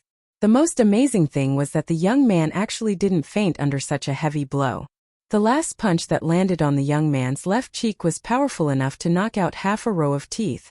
In the end, the soldier's hand was hurt from the impact. Sulu moved his neck and wiped the blood droplets hanging from his eyelashes on his left arm so that they wouldn't affect his vision. He narrowed his eyes and observed everything in the room, looking for a way to escape. After the colonel in sunglasses left, there were only 3 people left in the room, and now there was only one person left. If he wanted to escape, he first had to break free from the plastic rope on his wrist. When Sulu was being interrogated, he secretly tested it and found that it wasn't particularly difficult. He didn't understand why the army would use this thing to replace handcuffs. The second thing was that he had to crawl into the back window before the soldier in the room noticed him. Through the window, he could see the LED billboard in the distance. Sulu, who was very familiar with this area, already knew that this temporary camp was somewhere outside the 4th Street. He also knew that as long as he crawled through the window and ran across the grass outside the camp, he would be able to reach the sewer entrance that was never covered. The key to everything was time. Sulu dared to hope that when he crawled through the window, there wouldn't be a single sound. At this time, the room was surrounded by fully armed soldiers. Although there were not many people on the other side of the window, it still only took 4 seconds for the soldier to notice the abnormality to enter the sewer entrance. Any longer and the bullets would have covered the entire area. It was very risky. Even so, Sulu didn't want to knock down the soldier in the room to buy more time. The soldiers that appeared today were all the elite special forces of the Donglin Garrison Army. This was easily seen from their military uniform and equipment. He was very clear about the terrifying strength and killing skills of the Special Forces soldiers. A series of analysis and consideration actually only took a very short time. The soldier with the inverted triangle eyes was still drinking water with his back facing Sulu. He had to seize this opportunity. The familiar trembling followed a familiar path and moved through the muscles of Sulu's chest and upper arm. The young man's body felt slightly hot, and his upper body trembled like extremely strange ripples. Gradually, the ripples passed to his wrist, and then turned into an extremely concentrated force. With a crisp snap, the plastic rope on Sulu's wrist broke. He climbed up from the ground as fast as he could. Using both hands to support himself, he stood in the same spot. However, he didn't run in the direction of the window. His eyes were filled with despair. He stared at the Special Forces soldier who suddenly turned around and didn't say a word. His despair was because he had misjudged something. When he broke the plastic rope, it made a crisp snap. The Special Forces soldier who was drinking water immediately turned around in alarm. At this time, if Sulu wanted to crawl out of the window again, even if he wasn't shot by the soldier, he wouldn't be able to buy 4 seconds of time. After the soldier with the inverted triangle eyes turned around, he didn't do anything. He just looked at the young man standing on the ground with his mouth agape. The water in the bottle in his hand was dripping onto the young man's leather boots. It was as if he was shocked by the scene before him. It was as if he couldn't understand how this young man, who had been beaten to the brink of death earlier, could stand in front of him. While he was stunned, a trace of doubt flashed through the soldier's inverted triangle eyes. He subconsciously pounced on Sulu. He aimed a knee at Sulu's crotch and an elbow strike at Sulu's neck. It was an extremely precise technique of the military. Sulu, who was already in despair, looked at the soldier who pounced on him like a fierce tiger. His eyes suddenly lit up, like a traveler who had been thirsty in the desert for many days suddenly seeing a familiar green forest. He wasn't familiar with the soldier's movements, but Sulu was very familiar with this feeling. Feeling the wind blowing against his face, he separated his legs and casually and naturally got into a horse stance. His body leaned to one side and both of his hands reached out. His left hand was clenched into a fist, and his right hand was clenched together. He followed the soldier's elbow and counterattacked. This movement was extremely natural and accurate. It was like eating with chopsticks every day. No one would think that using chopsticks to pick up a peanut was something amazing. The next moment, with a muffled sound, Sulu's left fist smashed into the soldier's armpit. His right hand, on the other hand, ruthlessly chopped at the soldier's throat. Sulu didn't know why he used such a posture to counterattack, but his body seemed to have left his control.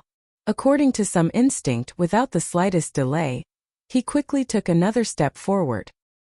He used his thigh to block the soldier's genitals.